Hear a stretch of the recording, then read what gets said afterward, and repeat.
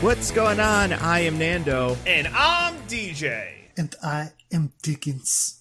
Oh boy. And this is Mostly Nitpicking, a podcast where every week we pick apart a piece of pop culture by looking exclusively at the details. Woohoo! You know what kills me about that one is that, so I had just finished What If, so I'm like way late on the train, but I guess like micro spoiler for What If.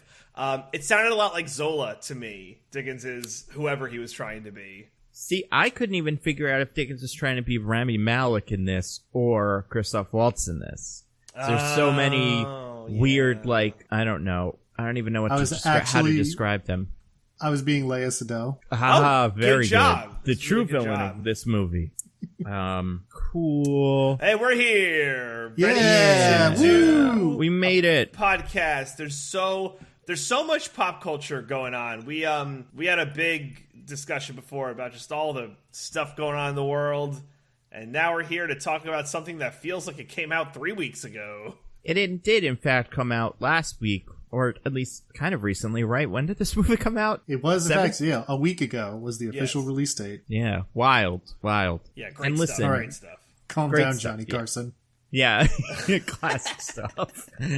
I think this movie, we're going to talk about it. We're going to talk about James Bond, No Time to Die, the movie that we did see in a second. Before that, how's everybody doing this fine day? Not too bad. Not too bad. Yeah. I made up for last week's terrible recommendation performing by just intaking a lot of media, and I'm like, by gosh darn it, I'm gonna have things to recommend. So that's good news. Cool. For the listeners. As good as a person who might have COVID might be. Yeah. Wait, Dickens, I thought you were like in the clear. Well, I'm gonna make double sure and get another test. Okay. Well, I hope you don't have COVID. I also hope that. We've been pretty lucky that this show has had no like COVID scares. Knock on wood. We're not out of the woods just yet. That's true. It's not too late, and we're all going to a big super spreader next month. So that's right. How fun is it, DJ? By the way? Yeah. How fun is it that this movie's about an evil virus and stuff, I was too? Thinking, is that partly why it was delayed? Because they're like, oh no. I feel like they definitely just wanted to make money on it. Apparently, they needed to make like $800 million to break even or something. Wait, really? Oh my god. That's what I read. And that they were, I think Apple was the one that's going to buy it for like $300 or $400 million. So that's not that number. So you can't put that out until you have an opportunity to make $800 million. That's a good point. And I don't think they did, but that's besides the point. But yeah, so that is the funniest. Not the funniest, but that is the fact that it's a virus is just a funny coincidence, probably. Yeah, I mean, I feel like with James Bond stuff, and especially the Craig Bonds, it's like the one thing they hadn't done yet with these, so it's like, it's about time to die from a deadly virus. Have they never done a virus? I feel like that can't possibly be true. No, I'm saying like Daniel Craig Bond has never done a virus. Yeah. Let's think. I can't think of any. The first one is just like money, right? Yeah, funding money laundering for terrorism and loaning terrorist money. Right. The second one is controlling a percentage of Bolivia's water supply. That's right. Yep. The third one is just revenge on M, right? I would say via like terrorism, because he like blows up a building and like he blows up MI6 and also does like, there's that one bit on that island where he's surrounded by computers, and I think that's part of it or something. I don't know. He does like evil hacking. Yeah. And then Spectre is just more terrorism and evil hacking. Yeah. And evil surveillance. Evil surveillance, right, yes. Yeah, this one has not done that. However, they did in the last one, as we mentioned, do Smart Blood, so it was only a matter of time until someone used evil hacking on the Smart Blood. How does that not come up, by the way? How this, I don't know. The Smart Blood does get mentioned in this movie. But in no meaningful way. He's just like, you got Smart Blood. Because they lose, I guess it's for tracking purposes, but it's like, your watch has a tracker. You go. Yeah. Also, this is just your so watch we can say that you died at one point. Yeah, right. Also, your watch can blow up a man's eyeball, so that's fun. Pretty sick. If it's a robot eyeball, Yeah. It can blow up any man's eyeball if he punches it into their eyeball quickly enough. You know? True. The speed of the watch is very much, I mean, any good watch can blow up a man's eyeball. That's how I judge the quality of watches, based on their goodness of blowing up eyeballs. I mean, what's this? test The those? watch has to be insanely sponsored, right? That's always the thing that this James Bond sponsors on billboards and stuff. Everything's always sponsored. There's an official release of that sweater you like so much, Nando. Such a good sweater. I tried to find a fake one at H&M and I couldn't. The real one cost $500. Man. Yeah, I know. I was going to ask you if you'd found a fake one, because I kind of want it too, but it's I don't such want a to pay good-looking sweater. $500. Yeah. Oh, man. It's like pure insane. cashmere, DJ. It's like high-end fashion stuff. Okay. So not for us poors. No. I'd have to, win a Squid Game to get one. I mean, that would be a good start. Depends. I don't know. I feel like the American Squid Game will offer you like $300-400 max. You know, we're gonna have to do a lot of Squid Games. It's diminishing returns, especially after you know there's Squid Games. You just go in with knowledge of all that. There's only so many children's games. We're gonna talk about Squid Game next week, most likely. Definitely. I need to talk about it. So many hot takes. Not really, but I do want to talk about it. Unless I can find a different, worse movie that we can do. Just like absolute dog shit. So if you have a suggestion for a recent movie that's just completely fucking terrible, please at me. So I did talk to people, or I did read the replies, and someone replied with a movie called Circle, which I did watch about 15 minutes of. It is truly terrible, but it's also kind of old. No, it's not. It's different than that, apparently.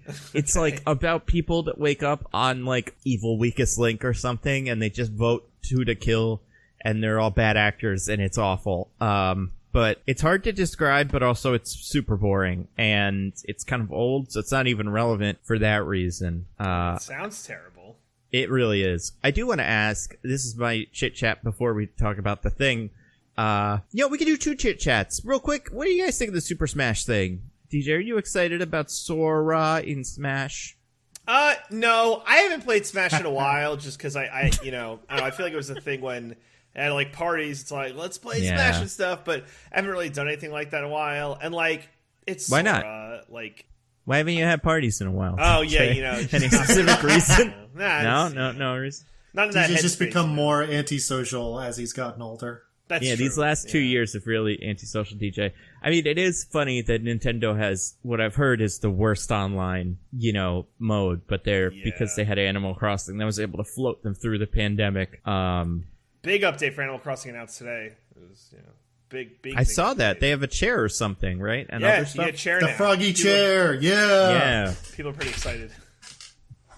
But yeah, the Sora can fly or something because he's floaty, right? He can float for a while. Yeah, he's very floaty, very light. Even lighter than Kirby, I think. I've heard that. I watched the whole Direct, even though I haven't played this game in 5 years. I just was happy to see Sakurai, being done. I just want him to be happy. Genie. Yeah. I mean, he'll never be done, though, right? I don't see it. Will Nintendo ever release him from his prison? Yeah. You know that room in the Directs? He actually isn't allowed to leave it. I think that's true. I feel like if they released him from his prison, he would immediately get snapped up by somebody else, and they would put him in a different prison and make PlayStation All-Stars Battle Royale 2 but good or something. It'll never end. I forgot about PlayStation All-Stars Battle Royale. Well, it's going to be main stage at EVO now that Sony owns EVO. Oh, yeah. boy. So I have 3 things, actually. Okay. So there's that. Sora, who gives a shit? Anyway, great. No Mickey. Hilarious. Real quick. I don't want to talk about this too much because I don't want to give it away, and I don't want either of you to say it if you've heard it. Did you see the trailer I posted on Twitter 2 days ago? Yes. Where it's hey, watch this trailer, but the title's kind of going to hit you like a train. So get not. Ready for Oh, it's so my good. God. What kind of guessing game do I have to play? This would be horrible audio, but I want you to watch that trailer and make as many guesses as you can as to the name. Maybe we should do this at the end of the show. Because I don't want to spoil it for people, and I don't even want to be I don't want people to be you know what, I'll have it spoiled for me, it's fine. but I do think it's fantastic, and yeah, it's so good. All right, so I guess stay tuned and yes, stay tuned if you want to see DJ watch this or hear DJ watch this trailer. We'll make it like a game. You can watch it along, and we'll all guess together. Real quick, I did get an update from someone just now over Twitter. I don't know if either of you've seen this. It's a 10-minute old story, so get ready. You guys ready for this? What's up? Yeah. Michael Caine has revealed that he has retired from acting. No! He's done. I'm upset beyond words. We'll have to get him on to hear his thoughts on it. Can we even? Yeah. Does he consider podcasts acting? Is that what he's going to do now? Start a podcast? I don't think anybody does. Yeah, that's fair. Bear the content at this point. I mean, the celebrity podcast is the biggest thing going, so... Yeah, is he going to restart that Barack Obama, Bruce Springsteen one? Yeah. Now with Michael Caine, like the third twin? The new hotness is TV shows about podcasts, like Only Murders in the Building. Oh yeah. So maybe he'll do that. Only Michael's in the building. Yeah. We'll have to hear, see if I'll see if I get a hold of him at some point, and then we'll, Yeah. Obviously, this is far too short notice. He couldn't possibly show up. Yeah, he's definitely having a big day. What's that, gentlemen? Is there talk about me? Huh? Oh no, Michael! I'm so sorry about the news. No, your list is all right. Is it? Yeah, I'm 90 years old. I spent a great run. Been acting since I was 12, and I gotta say, it's been talking to you folks here. Mostly nitpicking is the highlight of my career. Oh my God! Wow, that is so kind of you to say. Austin Powers. I think that really what this boils down to is it's just time that I need to spend with my family, and so I should be acting. I will say though, I will say, if Christopher Nolan needs me to sit in a cafe, eat some lobster, and just kind of pontificate about the world, and pay me $30 million to do it, I might. That's not really acting if you get down to it. That's true. It's just reading lines off of Daniel Washington's chest or whatever that are written in front of you. Precisely. Now you see me 3. Unlikely. Now you 3 me. Now you 3 me. Yeah. Now you see 3. Yeah. Now you 3. That'll be 6. But, unlikely. But you know what? Maybe I'll need some money. Clear up these gambling debts. I mean, art collection. NFTs. I really started getting an NFT. Oh, no, Michael Caine. No, it's good. Oh, you're an NFT guy? Yeah, I would encourage anyone to look into some NFTs. How many of those lion ones do you have? How many Millions? NFTs? Oh, I probably have somewhere in the range of 10 to 20,000 separate NFTs. Mostly gifts of Homer Simpson flossing. That's most of my collection of NFT. Oh, were you bought into that one that turned out to be a scam? One of them. Which scam? one? That's Wait a second, an NFT? No, that doesn't sound right. This is disheartening news on the day that I've announced my retirement from acting. Yeah, Michael Caine, when are you going to make an NFT? You could make NFTs. I just assumed that just something that they just came from the internet. I didn't know you could make an NFT. Well, I mean, came from where in the internet? Like the internet diamond mine that they.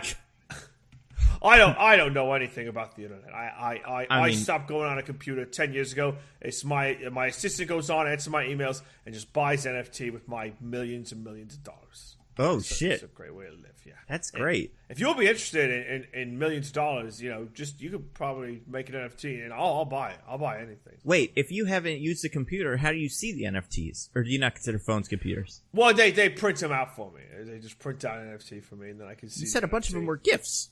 Well, I mean, yeah, I don't see the animation. They print them out like flip books, like old Captain Underpants books. Flip-O-Rama. Michael Caine, you're wasting a lot of paper. Simple, yeah. Real quick, Michael Caine, you said that now you want to spend some time with your family. Does that mean for the first 90 years of your life you hated your family? I still hate That's why you did acting? What? Oh, okay. In my twilight years, I realized there's nothing more important than family. Fast and Furious, but it's okay. And I can rewatch those movies now. I've been putting it off, but now I catch up on that. But you can't be in one. Yeah, does it make you sad that you will now never be revealed to be Helen Mirren's husband in those movies? Listen, never say never. I always like to leave the door open on these kind of things. It's good. I don't want to give anything away about what a conversation's gone with me and Universal, but We'll see. Wow. Maybe that will be all you do. Is just like, instead of racing or anything, you're just in a cafe talking to Vin Diesel about some old fucking village that the villain lives in now. Wouldn't that be something? Well, listen, this is an open offer to any director. If you would like me in your movie and you have $30 million and a lot of NFTs, I will sit in a chair with a fishing hat on and fish, and I'll just talk. And if you want to put a camera in front of that and use it for a movie, be my guest. You would say my character's done anything. There's just, I don't want people to forget about good old Michael Caine. So, well, maybe what you should do then is I have a director, someone like Richard Linklater or something, just film you and get what they get and then build the movie around that. Like, just whatever nonsense you're talking about, then the characters have to do things that leads to that conversation. That's a crackerjack idea. That's an idea. It's an idea. I'm very much like that. That's I like that. $1 million idea or a one NFT idea, as we say in the business now. NFT, yeah. So. Well, that's really cool. Sorry, well, I mean, Nando, actually, since you finished that sentence, it's now like a 37 million NFT idea. Oh my god. Wait, does that mean 37 million NFTs equal $1 million? Oh no. Yeah.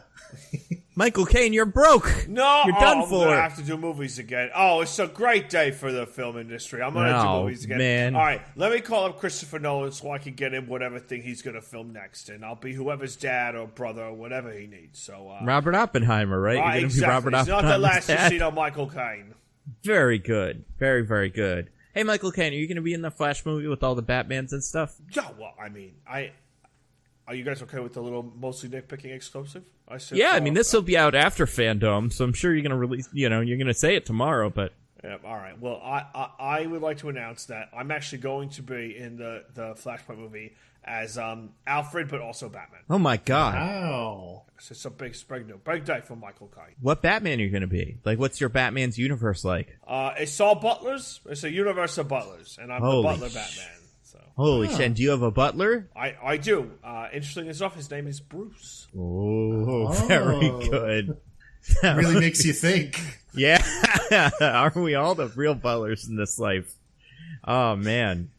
Did that Alfred get rich on NFTs and then he could buy Bruce Wayne, buy and sell him in a day? No problem. It was actually Bruce Wayne's parents never died, so he just became he spent all his money.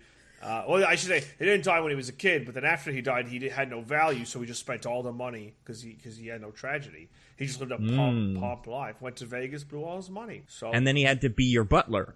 Exactly. So maybe at the end of the day, gentlemen, the death of Bruce Wayne's parents was the best thing for him. You heard it first. Makes you think. Bruce Wayne's parents should not be alive. This all coming from Joe Chill and Murder Alley, or whatever it's called, Crime Alley podcast. Michael Caine, it's been a pleasure to have you on, and since you just unretired from acting, I'm sure we'll have you on in the future. Absolutely. Can't wait to talk about my next film. Thank you. Good day, gentlemen. I'll see you. All right, good day, Michael Caine. Has he been in a James Bond movie now that he's gone?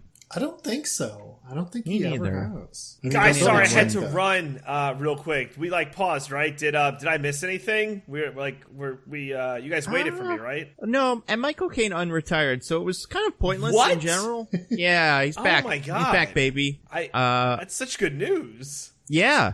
So, all right. Austin Powers 4, maybe. All right. Does he die in that? I don't remember. No, he's still alive at the end. He's like, welcome back, my son. Because it turns out that Dr. Evil is his son, too. Oh, yeah. And Scott Evil's bad now. Yeah. Those are weird. I haven't seen the third James Bond movie in quite some time. The third James Bond? Third Austin Powers movie. It's pretty good. Oh, okay. It's good. It's good for one of those, which is kind of funny. Listen, guys, we're not talking about Austin Powers. We're talking about James Bond. Yeah. Who's pretty much Austin Powers now. And more straight man Austin Powers. This is what the fourth Austin Powers movie is going to be, by the way. Without a doubt. This storyline that we get, that's for Austin Powers 4. Are we actually getting this Austin Powers 4? Storyline in No Time to Die is Austin Powers 4? I think this will be what Austin Powers 4 is, yeah. And we won't talk about it because I don't want to spoil it, but I think the big spoiler thing, that's going to be the plot of Austin Powers 4. I mean, yeah, sure. Why not? Yeah. That's just where you go with these. Well, yeah, you're not wrong. Yeah, but guys, we got to talk about James Bond, No Time to Die. No Time to Die. Bum, bum, bum, bum, bum, bum, ba ba bum. DJ, please do the whole theme song. Yeah, what else is in there?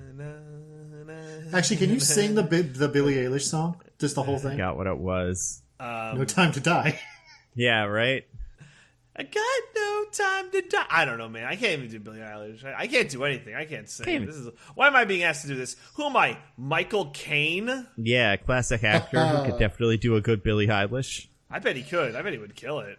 Maybe that's why he retired. Yeah. Well, he was just on with you guys, and you guys didn't ask him, so feels like a missed opportunity by you guys. Wait, Nando, are you saying he retired because he's secretly Billie Eilish? No, whatever? I was saying, I would think he mastered the Billie Eilish impression, and that was all worlds were conquered. Like, there's no reason to even continue. He could secretly be Billie Eilish, but I mean, I don't know anything about her. I haven't seen him in the same room, but I haven't seen her in the same room with a lot of people. So, jury's there's a still lot of out. people who could secretly be Billie Eilish. Yeah, I don't know anybody who couldn't secretly be Billie Eilish. This feels like the South Park episode where Randy's Lord. Yeah, I was going to say, it's kind of like that. Isn't that funny? Yeah, that was funny. What was the joke? Just that Lord is kind of silly? Like, her music could be made by anyone because it's so auto-tuned and stuff. I don't know too much about Lord. Is that true?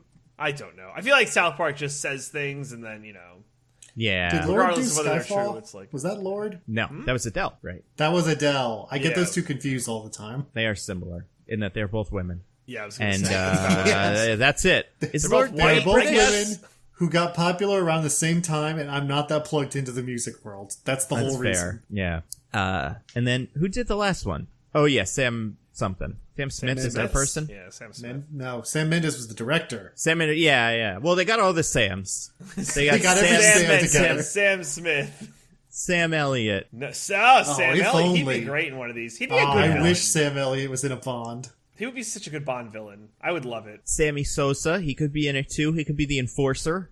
He could be Yeah. Batista's role. Yeah, I mean, he's so full of steroids, Bond could never win. Yeah, and those are all the Sams. It's every Sam who's ever existed. Sounds pretty good. They have a club called Sam's Club that they go to every couple of days. It's very big. I've never been inside. It's just like Costco. There's really no appreciable difference. But only for those 4 people, or only for the Sams of the world. It's the Club of Sams. pretty good. Trader Sam. You got Trader Sam. Another one. Who's that? From Jungle Cruise. Oh, yeah. Oh, yeah. Oh, speaking of Jungle Cruise, I talked to someone the other day Yeah. who told me that we were wrong about Jungle Cruise, kind of, or something. What do we do? It doesn't have a supernatural element.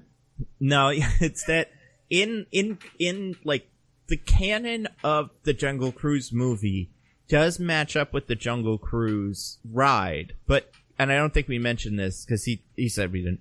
The ride is pretty much what's his name, The Rock makes or something. Yeah, in the beginning. Like, no, at the end, right? Like what The Rock has at the end, where he's like, "This is the new thing." That's what the Jungle Cruise ride is. Oh, but also what he did at the beginning is what the Jungle Cruise ride is. Yeah, that is like the. But if you're looking at like the labels of like what they call it in the line for the ride and like what time period it's set in, it seems like it happens. It seems like the movie is an origin story for the ride.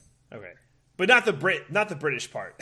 It's just like the not the part where he's in Great Britain dressed up like a fool. With a little top hat, yeah, that would be great. He should be in one of these. Guys, to make one with only Dwayne's. Which fit did The Rock wear better? The silly, like, all one color suit at the end of the movie, or when he was dressed up as a Spanish conquistador? Ooh, that's a tough one. That suit. It was the best suit ever, and it's the only reason they greenlit a sequel. Because we gotta see what happens in this suit. I mean, have you ever heard how they talk about, like, James Bond in these movies has 2 suits? The one that he can run around in and the one that he just stands in because it's too tight. Interesting. Why not always have the run around suit? Because it's, like, they want the tightest one to show off all of his manly muscles and stuff. Okay. So, yeah, The Rock definitely would have to have, like, 15 different levels of that suit for like rippling pecs, bulging pecs, standing around, laying down. It would be terrific. It's actually every time The Rock moves, the suit just like bursts into shreds and they have to tailor a new one. Yeah. So they just have on-set tailors constantly making new suits for him. It's like a stop motion movie, but if it's only the clothes or the stop motion part, and they're recreated every second. That sounds pretty cool if you ask me. But guys, speaking of cool, we gotta talk about James Bond, No Time to Die. Oh man, it's got everybody, all the greats are back. James Bond as Daniel Craig, or Daniel Craig as James Bond. No, you got it right. No, Yep, that's the first time. Yep, Leia Seydoux as whatever. Madeline Swan, I remembered. Christoph Waltz back as Blofeld or whatever. Or whatever, indeed. Ray Fiennes is back as M or whatever. Also, yep, that's about right. Moneypenny's in it. Q is in it. All the James Bond people are back. Paddington's own. Yep, Yeah, Paddington's own. And he sounds like it too in his ear when he's like, "Go to the stairs, James. Do a hard stare." TJ still hasn't seen it. He doesn't know it's Paddington. I know. Yeah, such a sad boy. Is there anybody else back from the first one? I think that's it. Tanner is back. Oh, sure. I considered him part of the helper, James man. Bond crew. Yeah, but yeah, he's there, and he has a pretty substantial role in this. There's a lot of Tanner. Oh, and obviously Felix Leitner is back. Classic Felix. Yeah. Felix Leiter. Classic. Yeah. Jeffrey Wright as Felix Leiter. Yeah, absolutely crushing it. My favorite part of this movie. Not tip my hat, but I just want to watch this movie. We're guys, like, oh my god, the Watcher's in this movie. I was like, it's just like if the Watcher was cool, and he also does Watchery things. He's just like, I have to interfere with the mission or whatever. Here you go. I'm in charge of the thing. Speaking of watching, I'm in charge of the IMDb, right? Yes, you are. Okay, so I'm loading it up as we speak. All right. Okay. Okay. You guys, we got it. We got it. We got him. So, Ladies and gentlemen, we got him. It's directed by Kari Joji Fukunaga. In case we needed more words. And then there's other people that are in it that weren't in the first one. Rami Malek is in there as Safin. And it's Shauna Lynch. Safin? Yeah. I feel like I don't remember that first name being said too much. It is They in said there. it a couple times at least. Okay. Yeah, we got him. We got Lashana Lynch as Nomi, aka the new 007 that Ben Shapiro can't see himself enjoying. Anna de Armas, character named Paloma. And then one other character who I don't want to not spoil, but blew me away. And we'll get to him. But guys, the movie No Time to Die. Who goes first? DJ, you get to choose, I think. No, I think it's yes. I ran the game last week, so that's right. That's right. So I'm prime loser. All right. Are you giving me anything, or just let it fly? Nah, go for it. It's pretty. I don't want to say it's self-explanatory, but it is what it is. Okay. James Bond returns to confront his past. All right, start over. Reset. Okay. Okay, I will say one thing. Can I say one thing? Okay, yeah. It does seem to focus on one part of the movie that I maybe wouldn't focus on in this. Really? Yeah, kind of. Not in a way that's crazy. It makes sense, but in a way that I'm like, oh yeah. Anyway, go on. All right. Okay. James Bond must come out of retirement and confront his past to take down an evil mastermind who plans to use a deadly virus to take control of the world. Okay. Yeah. I'm gonna say in the thrilling conclusion to Daniel Craig's turn as James Bond. Oh God, he won it.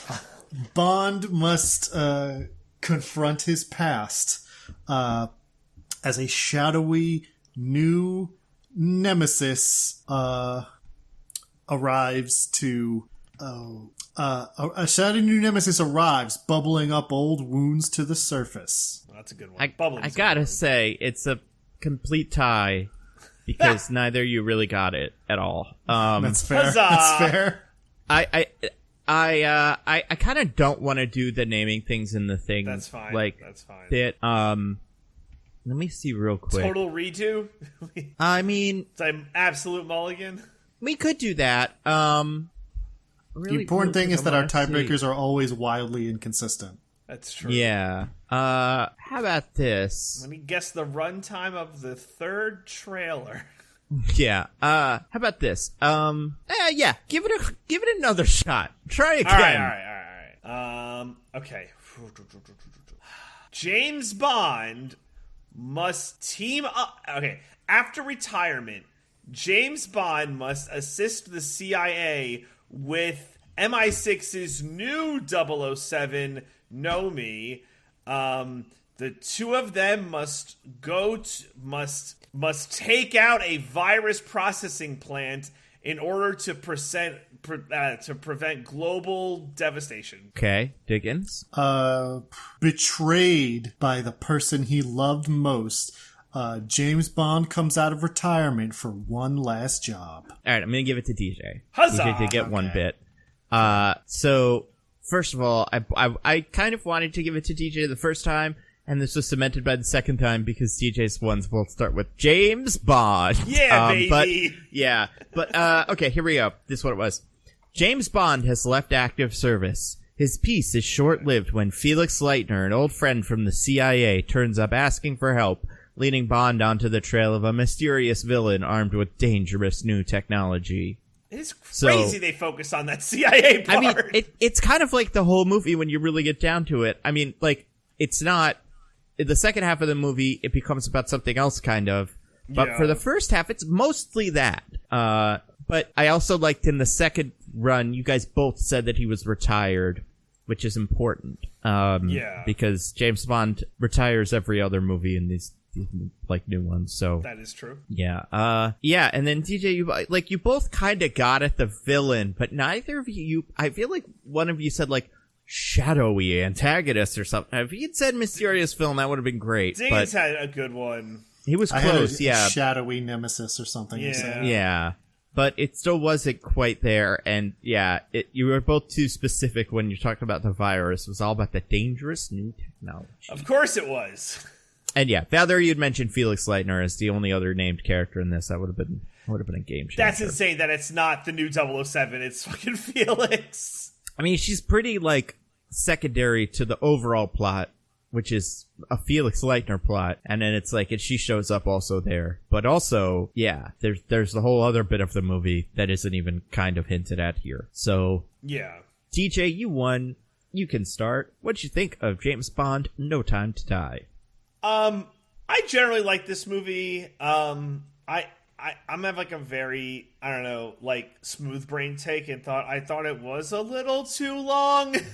I didn't think it was ridiculous. And by the way, the other piece of news that we didn't talk about, that Eternal's runtime's clocking in at 2.5 hours. So that's going to be fun. Well, I mean, that's the rule of the movie, is if your movie's name is something like The Movie That Lasts Forever or No Time for the Movie, it has to be very long. You know? That's fair. The law. That's fair. You can't make this movie is 2 hours long and then have it be an hour and a half. That's ridiculous. Exactly. It would be unacceptable. But overall, I did like it. I thought the action scenes were really good. Once again, Daniel Craig was just phenomenal. I don't know if it's because I thought the movie was better overall, but I much preferred this performance to what was in Spectre. Because I feel like Spectre Bond was what is Spectre? Oh my god, Spectre! We have to blah blah blah Spectre. Whereas this Bond was I'm so fucking over this. And I kind of liked that, where it's I can't believe we're doing this again. The part where he's in the car and they're the guy is just taking slug shotgun shots to the window and it does not give out. And Madeline's just oh my god, James! And he's just dead-eyed stone-faced. I'm this is so great. So I really like that energy, but it was, he still cares. He's got to save the world, all that stuff. I thought Paloma was great. That whole sequence was awesome. I got a little lost with exactly how the MacGuffin stuff worked at the end. But that's probably just because I'm dumb and I don't understand movies. But overall, I really, really enjoyed it. I thought it was a good end to the Daniel Craig's saga. It's a good swan song. I'm so curious as to who the next Bond will be and what direction they take this in. But in terms of this movie, I thought they did a great job. Cool. Tiggins, what about you? I'd say overall, I also quite liked this movie. I think, even though it is very long, I don't think it feels it for the most part. I think it moves along quite snappily, which is good. The action scenes are very fun. Daniel Craig has always had a very reserved kind of Bond performance that some people don't care for, but I think in situations like DJ's talking about, where like man's firing a shotgun over and over again into his window and he's just there like seething with rage, but like not even barely showing it on his face at all. Like that's chef's kiss. It's very good. I think making the Daniel Craig Bond movies very heavy on continuity is, I'm not going to say it's a bad choice. It's an unusual choice that I'm not sure always works in the movie's favor. Like, if we hadn't just rewatched Spectre, there probably would have been a lot of points where I was pretty confused.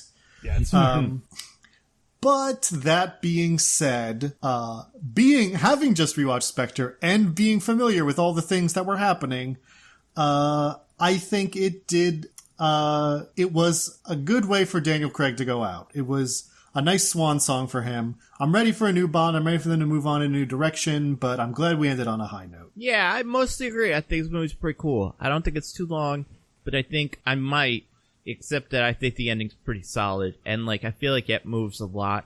Like, a lot happens, like, in that time. So I think the pacing, I don't think the pacing ever drags, but I think if the ending didn't feel like it was just so fun and rewarding, then I might also believe that.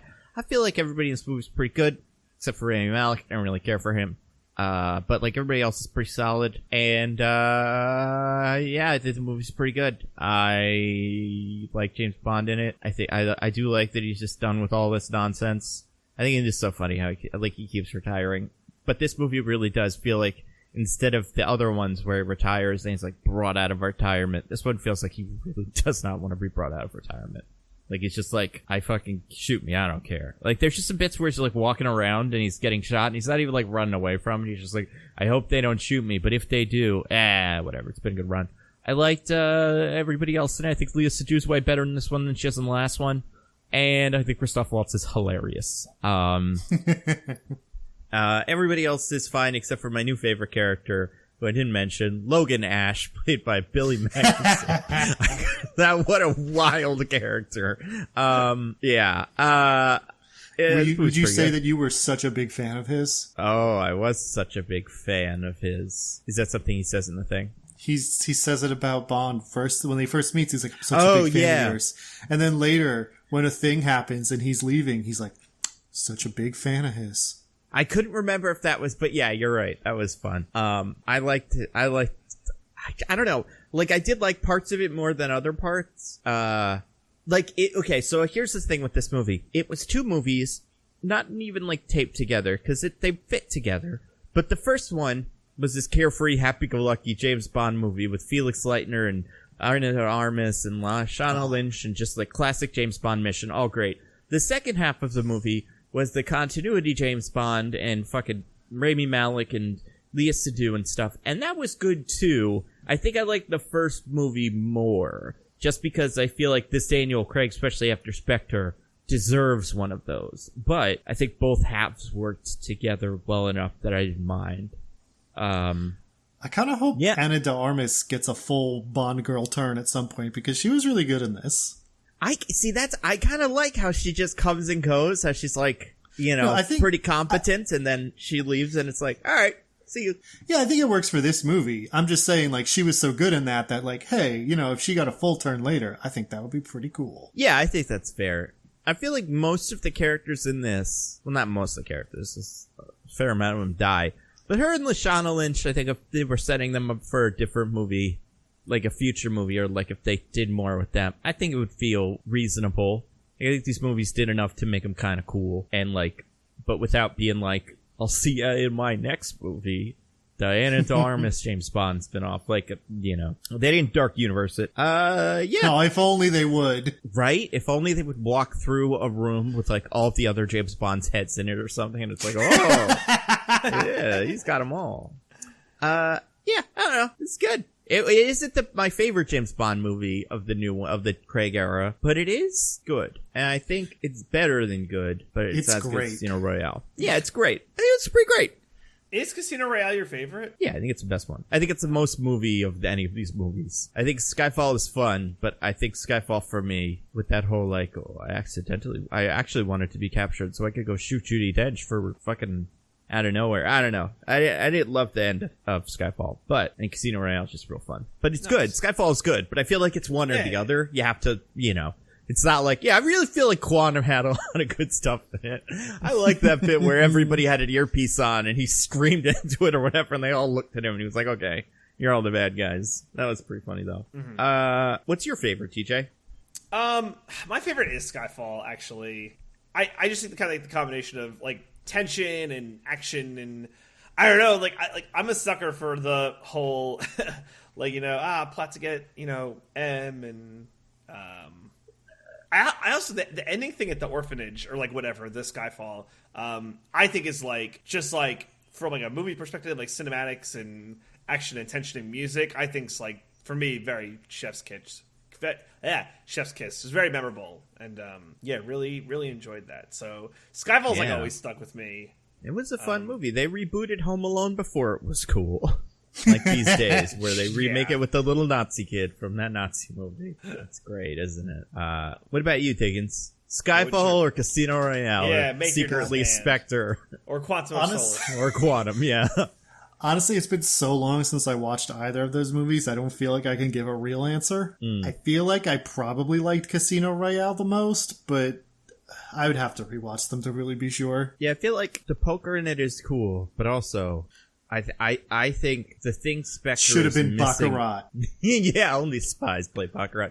The only thing that I don't think Spectre... I can't even remember who Spectre's supporting character was that wasn't Silva. Was there a Bond girl? You mean in Skyfall? Or Skyfall, yeah, sorry. It was kind of... Actually, they just focused a lot on Moneypenny and M. Yeah. So, that's fine, but I liked Vesper a lot. I think she was fun. And I liked... I mean, that opening scene where he fights him and does all the parkour and stuff is pretty sick. But I agree, Skyfall is good because of all the whatchamacallums, Komodo dragons. This movie, 0 Komodo dragons. I know, it's a shame. What was the weirdest special effect in this movie? I'm trying to remember. Weirdest this movie? Special effect. Oh, the man's probably eye? the spray at the party. Might be my vote. The spray at the party. Yeah, so at the birthday party. Oh, yeah. Blofeld, that was pretty fun. That was not good. Yeah, this movie's funny. Is that plane a real plane? No. The plane boat? Be. Okay. Because, most planes aren't, meant to go in the water that aren't, the very specific boat planes. Wait, which the plane? wings can never touch. The little one that they jump out Only of Sully the big plane can do in? that. The one that's, him and Lashana Lynch are in. Yeah, because, the wings can, never touch water, because the plane would, flip over and over and over again. Yeah, that's true. You know what? I guess as far as special effects go, there was a lot of smoke in this that was, magic smoke. Right? It was red or whatever, and then, that was fun. It's yeah, sure. More smoke, the better. That's what I say. I don't need any more smoke monsters, Nando. Come on! Yeah. What did you guys think of... We already said it. We liked Daniel Craig in this. Are we going to spoil it? Yeah, probably. I think we kind of gotta, right? Yeah. Let's talk about Daniel Craig. It's very important. All right, guys. Spoilers for No Time to Die. So, go watch it and come back. All right. 3, 2, 1. He dies at the end. And I think that was pretty good. I cried. I did too. It was very sad. I didn't cry also... because I'm a big, tough, manly man. Oh my god, you are a big, tough, manly man. So fucking tough. Oh my god. I wish I was half as tough as Diggins. Yeah, everyone says this. I like that little bit at the end. He did all the James Bond things in a row. That was fun. Yeah, right. It just was fucking do it all, every single bit. I liked him. What was I gonna say? What'd you guys think of the whole thing that he has a little baby now? It's a good thing this universe is dead, right? So we're not revisiting this shit. So whatever. I felt like that was going to happen from the very beginning. When she's saying goodbye, when they're saying goodbye, she's on the train and she clutches her stomach. I was like, "Oh, pregnant, got it." Michelle said that too. She whispered over to me, "She's pregnant." I was like, "Oh my god, guys, I forgot." I forgot to tell you. Let's hear it. Oh my god! All right, so audience members, listeners of our podcast, I had mentioned in Ando and Diggins that No Time to Die for me was the absolute worst movie experience I had ever had. So incredible. Like based off one thing alone, it really just takes the fucking cake. You were there with your wife. Wow, you are a monster. No, I'm suggesting that you're a monster. I don't think Michelle would ruin a movie, but maybe you do. Yeah, that's fair. Was it because Logan Ash died, your new favorite James Bond character? That ruins any movie for you? Once that happens, I'm like, oh, gross. Get out of here with this Logan Ash death. So I sit down in my seat, and there's a woman like sitting next to me or whatever. And like she had earbuds in, and like she's listening to something. I'm like, well, like whatever. Like I know people who like they don't watch trailers because they don't want to be spoiled for anything, and so they just listen to music during the like opening parts. Like I think I even did that for like Endgame, like so like no one would like, oh, Tony Stark dies, like anything like that. So wow, machines. Unmarked spoilers for Endgame, I guess. And No Time to Die. Tony Stark also dies in that. That's true. He would be Inspector, I think. Right, but we marked the spoilers already for this movie. Yeah, exactly. So I was like, whatever. So the movie starts, and like she's like watched it on her phone and has headphones in, and I'm like, this is insane. And so like I lean over, and here's what I said. I'm like, excuse me, I could hear out of your earbuds. And she leans over and she says, oh, sorry, I'm in a meeting. It'll be over in 20 minutes. And what? Like, yeah. What? And I'm like, can you take it outside? She's like, absolutely not. And just like puts her headphones back in and like continues this bullshit. Michelle and I were so fucking mad. I know. No, you know what? Like, that's so crazy that I respect it. No. Stop it. And like, I am not making this up. Like, this fucking happened. Like, this is a real thing that happened. I'm not lying. Like, this shit, I fucking couldn't believe it. That is such a power move. What a hashtag girl boss you were next to. No. It's like girl boss now, like also dickhead. Like, is that what we're going with now? Like, fuck that. Yeah. Girl boss is bad now. It's always been bad, kind of. Then I guess she was being a girl boss. Not bad, but it was like, it's something that used to be something that would put on shirts and everybody was like, okay. We kind of changed our tune. But so and like so Michelle and I, we've been going to like the Thursday movie screenings because usually the Thursday ones are like the serious people. Like, it's not serious random. about work. Yeah. I gotta get that in the paper. I just blew my mind. Fucking blew my mind. Wait, but okay, so she was in a meeting, but I'm assuming her mic was off, right? Or she was ruining this meeting. Like, yeah, like I would love it if you could have just screamed things into her meeting. Just shouted racial slurs. Yeah, I don't know if I would have like gotten security, but I feel like you got a pretty solid case there.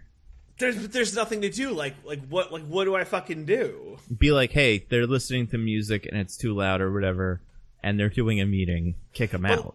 But like then, so I'm missing the movie now, and there's like a scene, and all of the movie workers at the theater I go to are the worst. They don't give a fuck. Like it's I have no recourse. Was the theater full? No.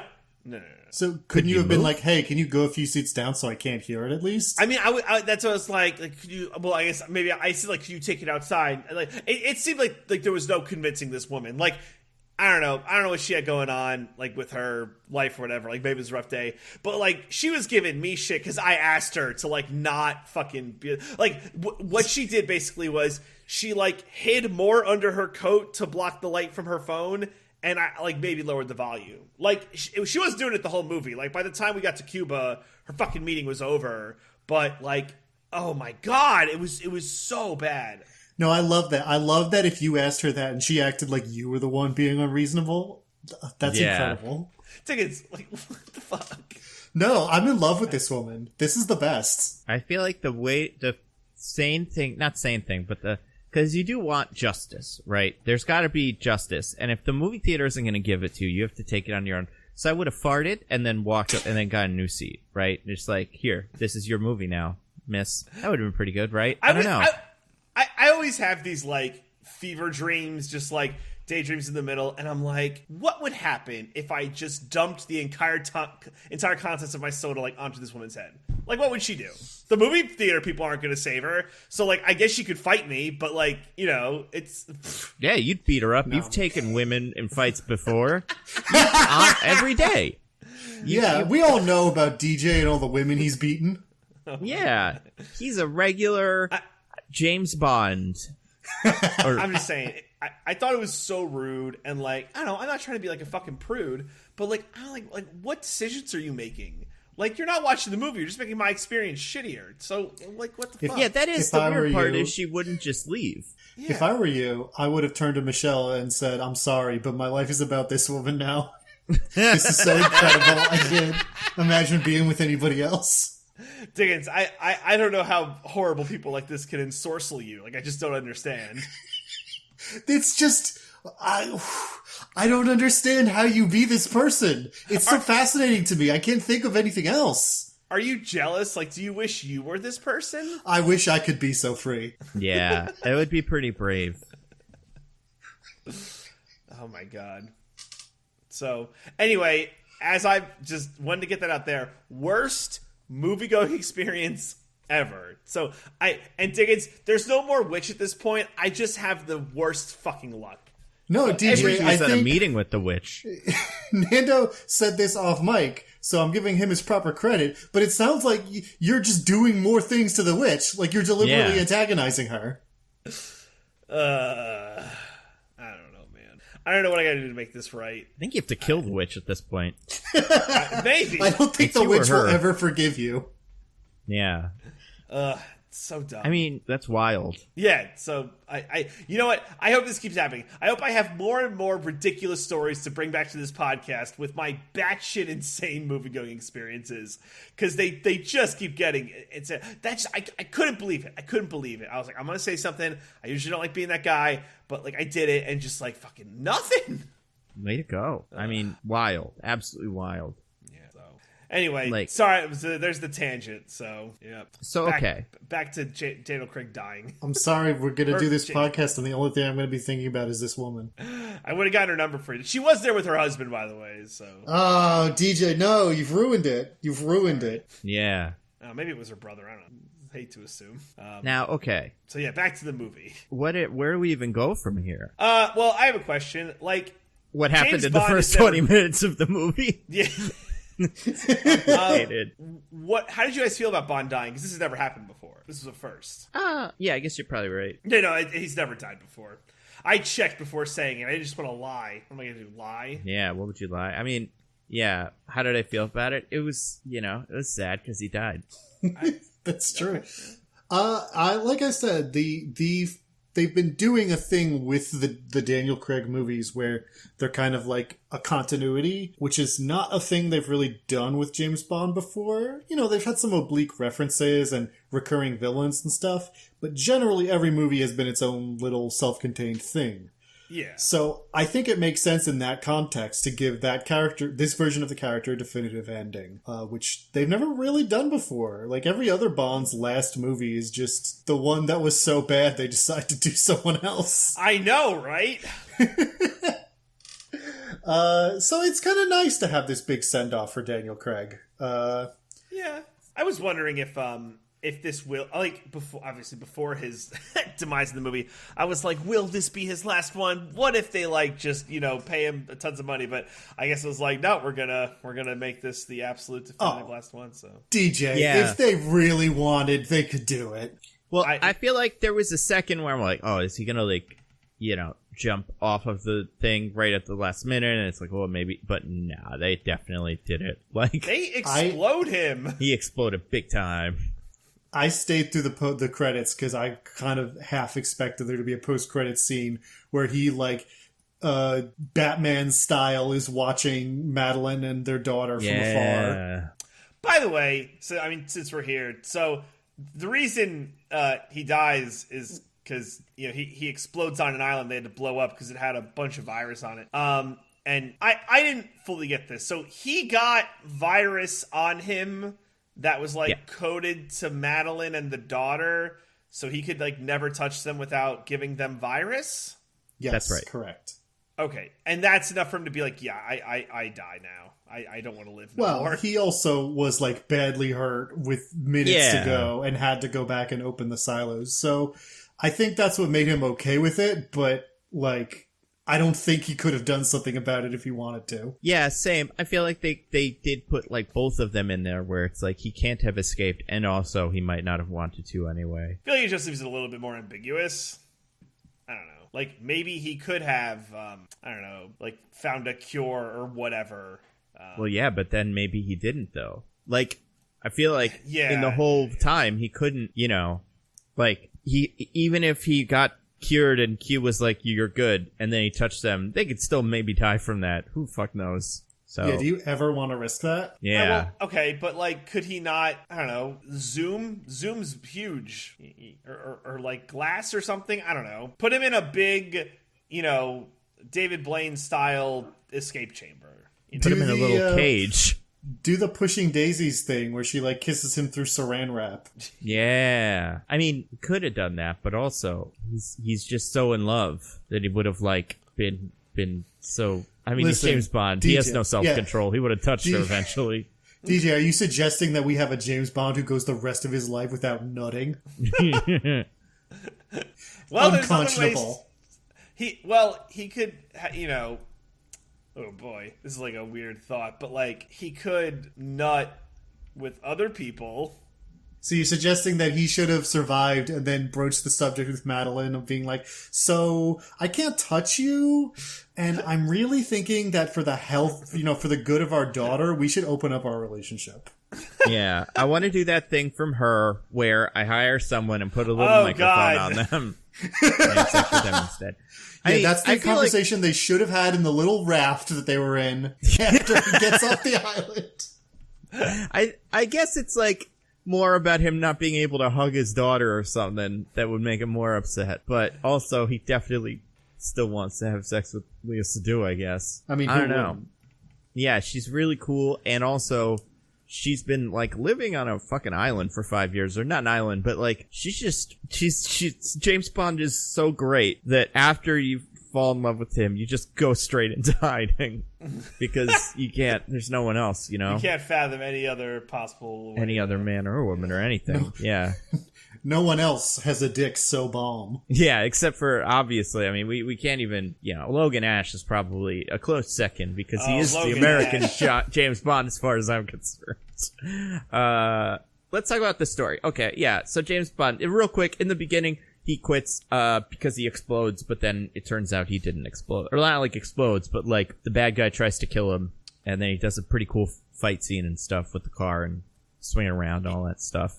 You know, it's actually pretty surprising that Bond dies at the end of the movie because at the beginning of the movie, he's explosion-proof. Yeah. Like, really explosion-proof. It's true. He dies many times, you know? A coward dies many times in his James Bond movie. That's what they say. I have a question, by the way, about... So, he goes to visit Vesper's grave. Yep. And I have a question. So, Blofeld rigged it to explode. Yes. Something like that, yeah. How did he, like, know when it would be go time for that? That guy. Yeah, he had the guy who he had paid to watch and wait for James Bond to show up. But how did he let Blofeld... Away. So, wait. Oh, so the guy triggered... So, Blofeld hired him, and was like, all right, track him, and when he goes to the grave, set off the explosives. No, just sit by the grave. Eventually he'll show up, and when it does, trigger the explosives. I feel like, if anything, that's like the guy whose job it is to watch the grave I feel like he pays off everybody whose job it is to be at the cemetery. And he's like, if this guy shows up, you press this button, don't ask what it's going to do, but do it right when he's exactly in front of the thing. But, that guy runs away, like, he knows what he did. Yeah, all right. So, and also, I feel like Christoph Waltz should have rubbed it in a little bit more when he's there, like, yeah, dude, no one betrayed you. I just had someone watching the grave of the woman you love, assuming you would eventually show up. It wasn't that difficult. And also, okay, so Christoph Waltz has been controlling everything from inside jail. Mm-hmm. Thanks to his robot eye. Yeah, I don't want to ask how, but kind of how. With his robot eye. But Christoph Waltz doesn't have one. Yeah, he does. That's why he's missing one when they talk, because they took it away from him. if you see in the video feed earlier before they catch it, he has both eyes then. I thought he just got one of his eyes all cut up in the end of the last movie because of the explosion. Yeah, he did, but he still had an eye then. In this one, he does not have an eye there because they took out the robot eye. Oh. Yeah, that wasn't clear, Nando. I was confused by that. There's no, like, scene where they're removing his eye. So, like, yeah, that might have been helpful. Just let us know you took the eye. They do say we found he had a robot eye and we took it. They don't show it, but they just drop it super cash. I'm just saying it is in the movie. I missed that, but also I was on a meeting at the time, so I might have missed some of the things. I was talking to this woman. She was very important. She was having a lot of trouble in her theater, in fact, because some asshole was trying to tell her not to have her meeting. But what are you gonna do? Here's a question. What's Blofeld's deal? What is Spectre in this movie? It's like a vast... So it feels like number one on the like org chart, on the mission statement. It's like number one, be a vast criminal enterprise that makes a lot of money and like secretly controls a lot of stuff. Number two, be antagonistic to this one man specifically. Number three, parties. Fancy parties. Oh, so many parties! Oh my gosh. Yeah. The parties. I mean, yeah. I still feel like... this movie understands that Spectre is stupid and to get rid of him. But also, I do think it's crazy that 5 movies in, and it's still like... I still don't completely understand what they do or why or what their whole deal is. I have another question, by the way. Did Blofeld start Spectre, or is he just, like, in charge of it now? I think he started it, yeah. Okay. So, I have another question. Yeah? Yeah. So, why does the scientist, like, save Bond? Because Blofeld at the party is like, I'm going to kill Bond using the DNA virus. By the way, this movie is a DNA virus, if you could believe it. It's technically not a virus. Oh my god, what is That's it true. technically? It's nanobots. Mm-hmm. Gross. By the way, nanobots shouldn't be permanent. You should be able to extract nanobots. Get like a full like blood transfusion or whatever. Or like do a big EMP, the robots. Yeah. Oh my god, they are robots! But how could you even do an EMP? He doesn't have one. It would be impossible. That's true. Can't be done. What are you, crazy? Wait, okay, so, why you're saying why why does the scientist be like, I'll save Bond and kill all of Spectre instead? I don't think that he saved Bond so much as, at that point, neither he nor Safin cared about Bond at all. Like, it's not that he specifically removed Bond, it's that instead of putting in the Bond DNA that they gave him, he put in the other DNA thing. Right. I think that's right. Okay, so... He does take credit for it later, though. He's like, I saved your life. Yeah, that's when Bond's going to kill him, so, he's probably putting a good spin on it. Well, it also seems like at that point he could have just, set the whole place on fire. Like, everybody there dies anyway. It's just Bond and Ana de Armas don't, right? And the guards. And just the cool Spectre members. The arm candy. Mm-hmm. Oh, right, yeah. Hey, real quick, remember the beginning with that scientist guy? He's in it a lot. Remember when they start with him and the guys? Yeah, when the guys at the... are you going to say it? When they're, like, doing a big prank on him, like, oh, we put smallpox in your lunch. Oh, yeah. That was so funny. Everybody in my theater went, oh, no, the movie is bad. And then it was, never mind, it's just a joke. It was pretty sick. Yeah, when they're like, oh, have we misplaced the smallpox? I was like, is this really it? And it's like, now you can't eat your tomato soup because we're pretending we put smallpox in it, idiot. Yeah. That's so great. Yeah, so we had some good chuckles. Also, another James Bond movie says, like, the security state is bad, except when it's good. Yeah, right? Yeah, that's true. This whole thing is because M is the worst. M's the worst, by the way. He should be put in jail. Yeah, I guess this is like his second movie that he's been in. I guess in the last one, it's like, Inspector, it's like, well, you see... The hot priest was behind it all. Well, that, and also, like, it's bad that they did surveillance, but it was cool when we were using surveillance-y stuff to do murders. They were surveillance adjacent. Well, yeah, and, like, the surveillance guy in the other movie was bad. It's very much like, everything we do is good, but if bad guys do it, it's bad. But I will say, it's not as bad as the Fast and Furious movies, where it's like, it would be bad if the villains had the God's Eye, but if the American government has it, that's fine. Yeah. Yeah, it is good that James Bond yells at M about this, because it's insane. Yeah, he calls him a small boy. He's like, the desk is the same size. Yeah. Sick clapback, Bond. Yeah, he's like, you got a tiny dick. I feel like it's pretty fair. I mean, this technology is terrible. And, we would definitely abuse it. They've made Fox die from Metal Gear Solid. And it's even nanobots, nanomachines. Yeah. I feel like we would make it. It would be a thing, and then it would kill one guy. They'd use it to kill Osama bin Laden too, or whatever. And then immediately they would turn into they would immediately turn it into something really bad that kills that person, and then the 20 people in their radius. And then they throw in a few civilian DNA just to be sure. All the fancy, ness of it is well, that's never been the problem. It's that we just don't check who the person is. Oh, we got the guy, and it's oh, but we Googled the wrong guy. Whoopsies. But yeah, I don't know. It is a wild.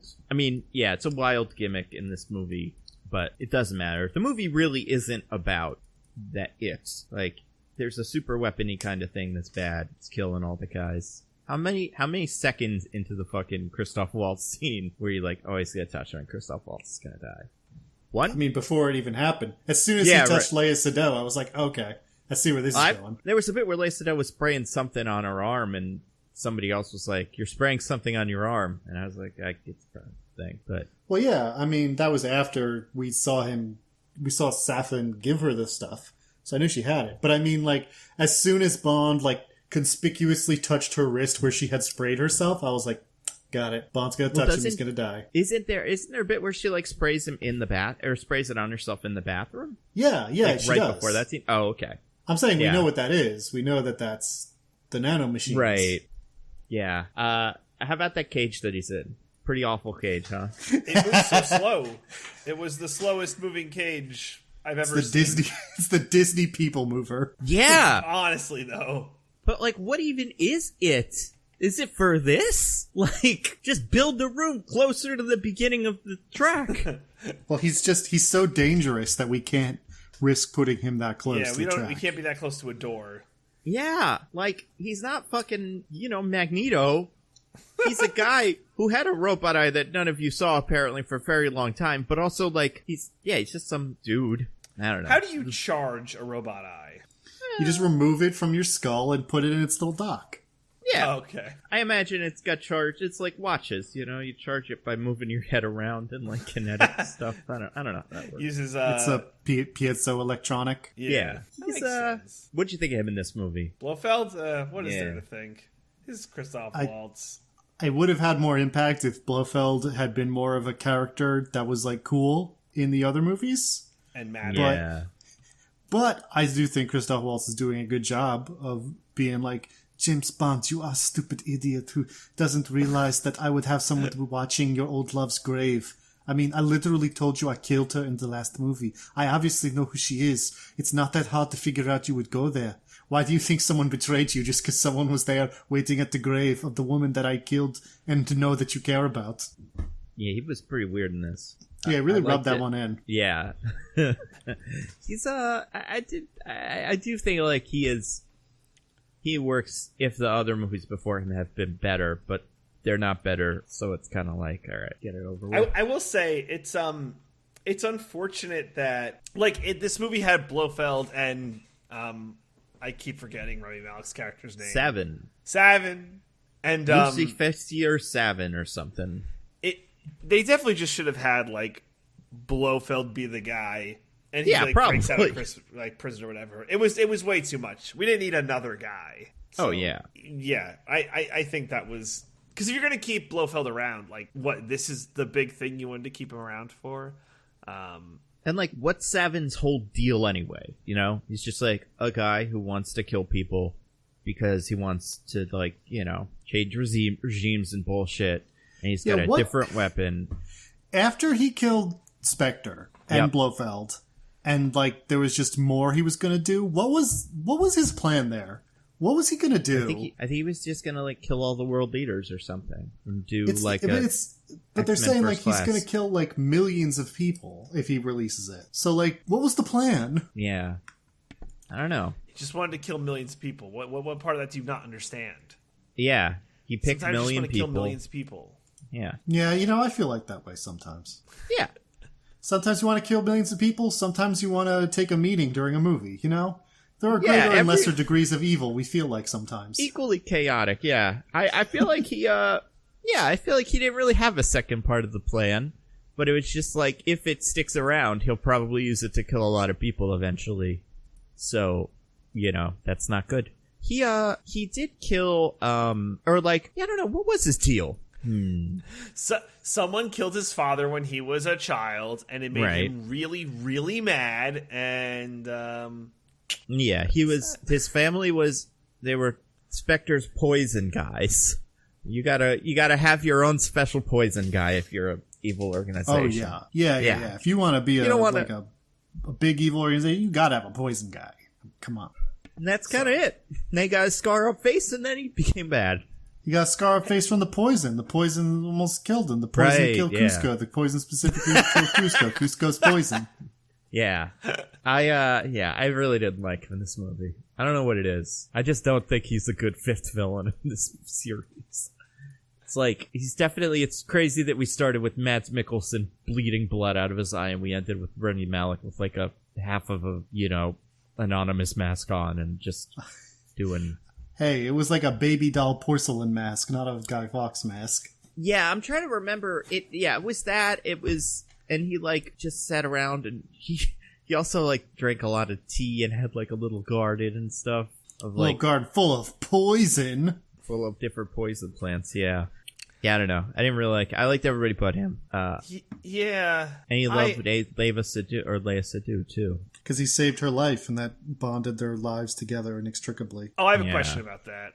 Or maybe it's like a nitpick. I don't know. But, so he, comes to kill the mom when she's a kid, and he does. He has a goal, and he does it. And then he's like, I'm gonna kill this girl. JK, I'm not gonna do it. She falls into the ice, and then he shoots the ice like where she is. He could have accidentally killed her in that moment. Oh, easily. Like just saying. So, Also, how old is he in this? That was bugging me like the whole time.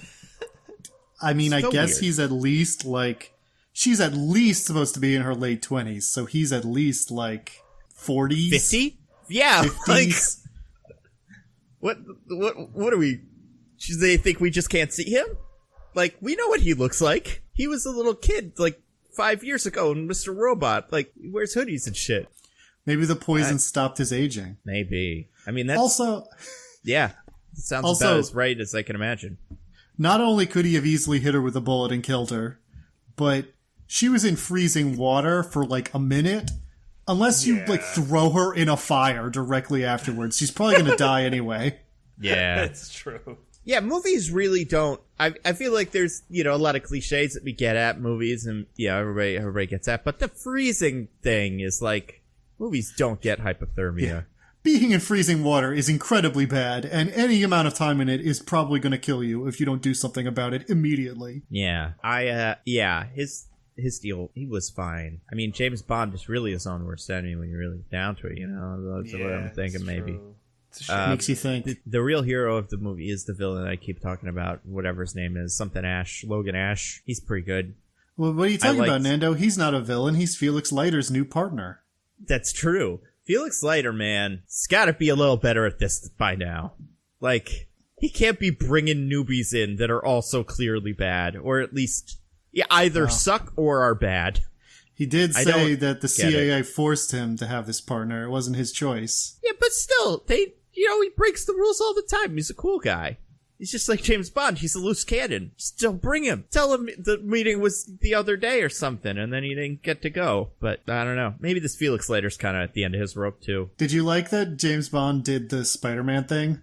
God, what was it? Oh!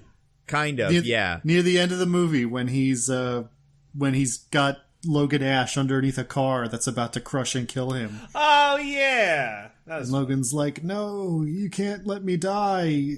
I say something about a brother. I forget exactly what it is. We helped you kill your brother who you hate. I think that's what it was. Because Blofeld's kind of your brother. Don't worry about it.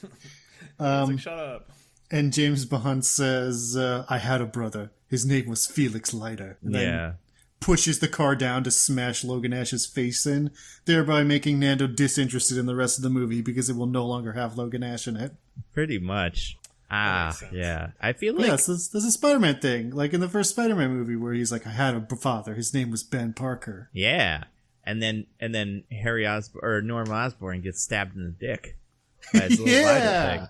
Right in the dick. I feel like he could have been the bad guy, and the CIA could have been the bad guys, and it would have been kind of cool. So that's interesting, you know? Interesting. And I mean, that's true to life. The CIA exactly, is the bad guys in real life. Yeah, they could just be trying to flip some dictator or something, like they usually do. It'd be like the Bolivian water one, where they just ripped it from the headlines and made it a little less evil, and then turned it into a James Bond movie. Not even a dictator, really. Just a democratically elected leader with politics they don't like. Yeah, that's like their whole thing. But it's like, oh, it's just a bad apple, I guess. I don't know. I love Jeffrey Wright in this, and I like the idea, and I said this last week, that he's doing a whole series on the side of Felix Leiter movies that we're not seeing. But I feel like in the James Bond movies, every so often, there's somebody in MI6 that's bad or whatever, or like some part of the British government is also the bad guys. And I see why the CIA can't be bad guys. Just straight up, want to topple the regime of M and kill Spectre and stuff. And be like, we can't figure out what James Bond's deal is, but he keeps either fathering children with Spectre people or being related to them. So we should probably get him too. That's a pretty solid argument there. Yeah, no, you're right. You're right. Yeah. James Bond does deserve to die. Let's talk about James Bond's little baby Bond. Yeah, let's talk about baby Bond. What did we think of that? I appreciate that the movie doesn't waste our time pretending that her denial is remotely credible. Yeah. Right. That's pretty funny.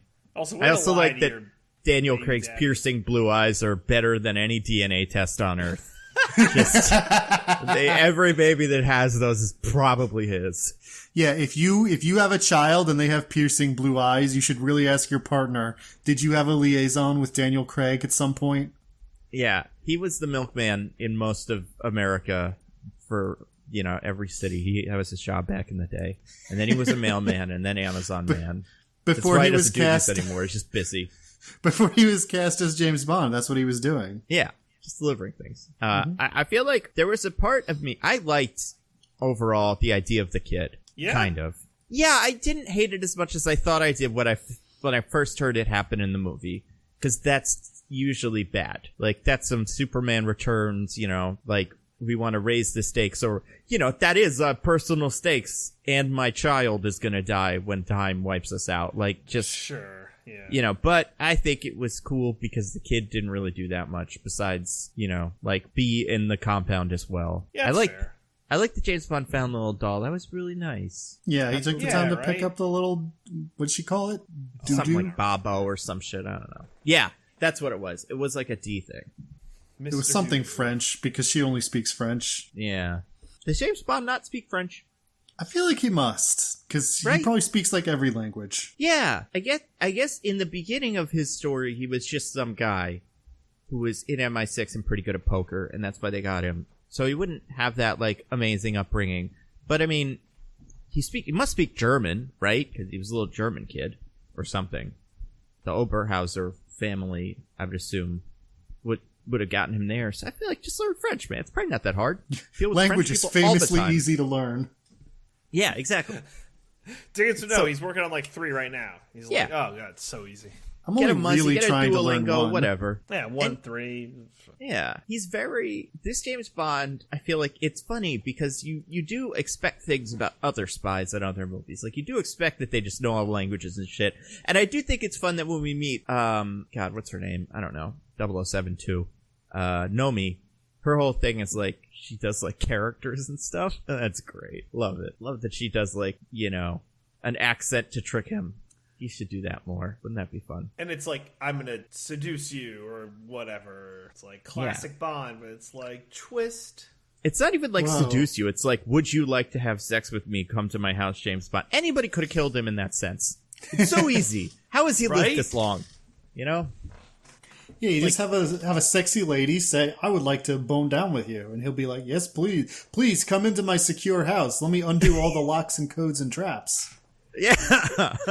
Even just like, okay, sit on this motorcycle real quick and then explode the motorcycle and he's dead. Like, he's very trusting. I mean, yeah. I mean, he much like Ben Shapiro, knows that a spy can only be a strong man. So that's true. A sexy woman must just be there for his amusement only, as a James Bond movie should be. You know, God intended. And like Ben Shapiro, he knows that that the only natural way is for the woman to be bone dry during.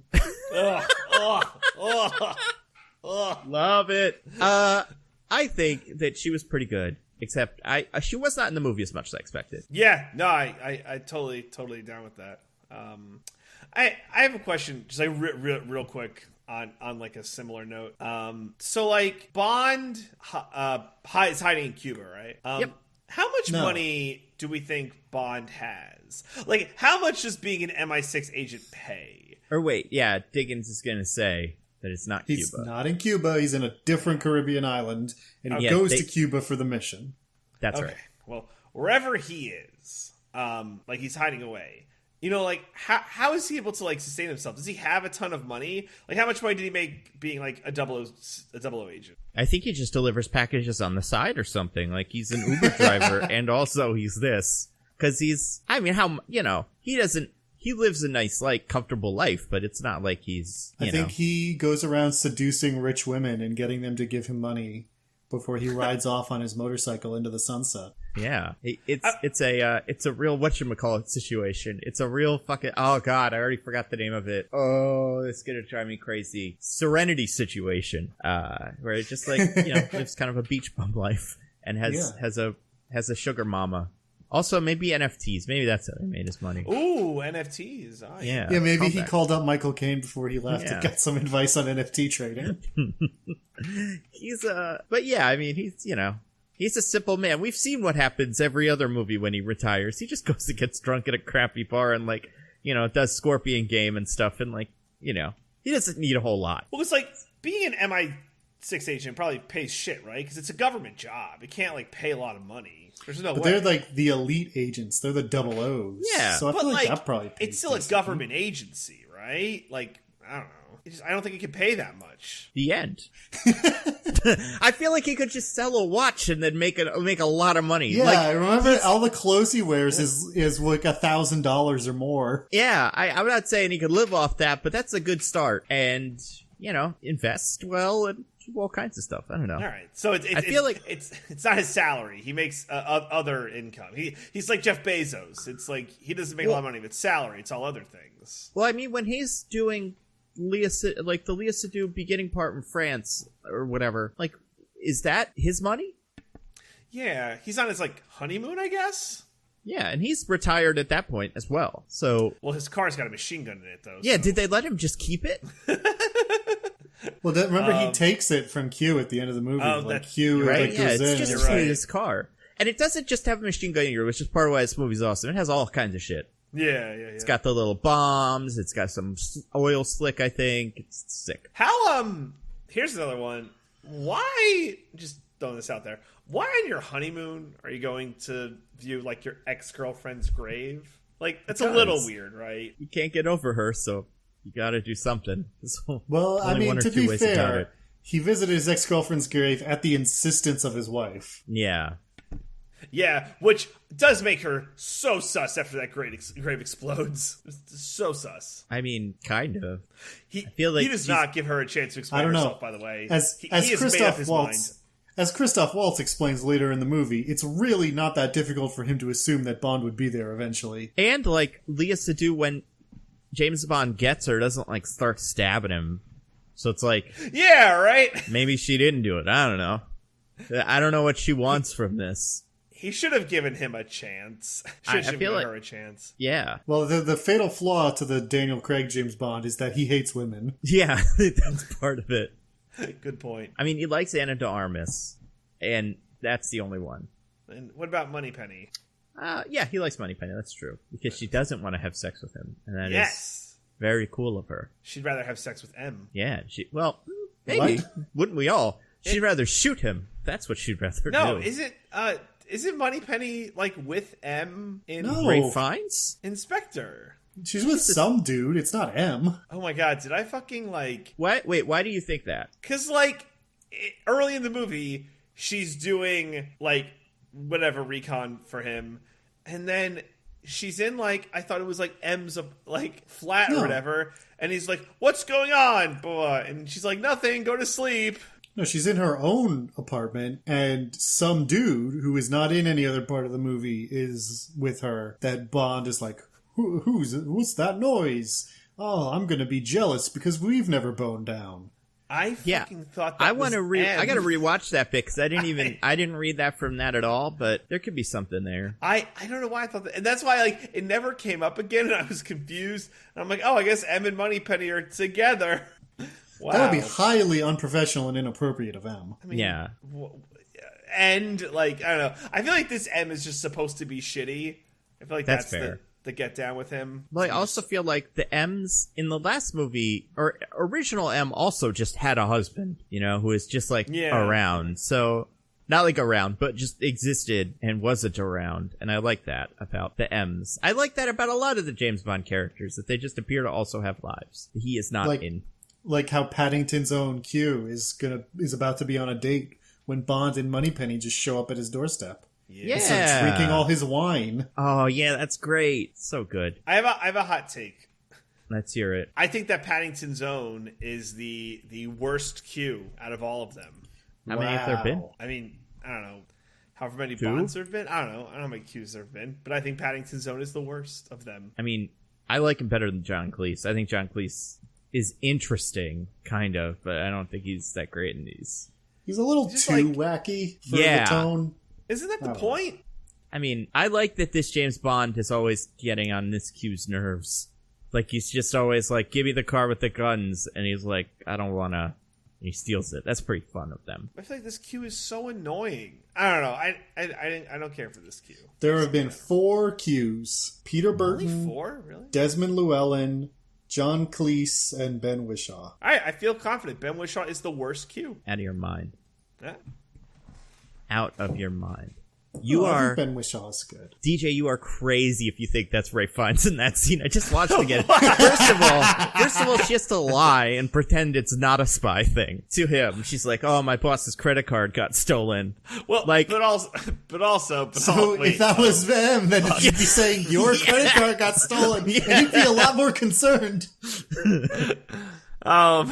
And also, he's like not like a super young looking man, but he's got a head of hair that is clearly not the one that Ray Fiennes has in this movie.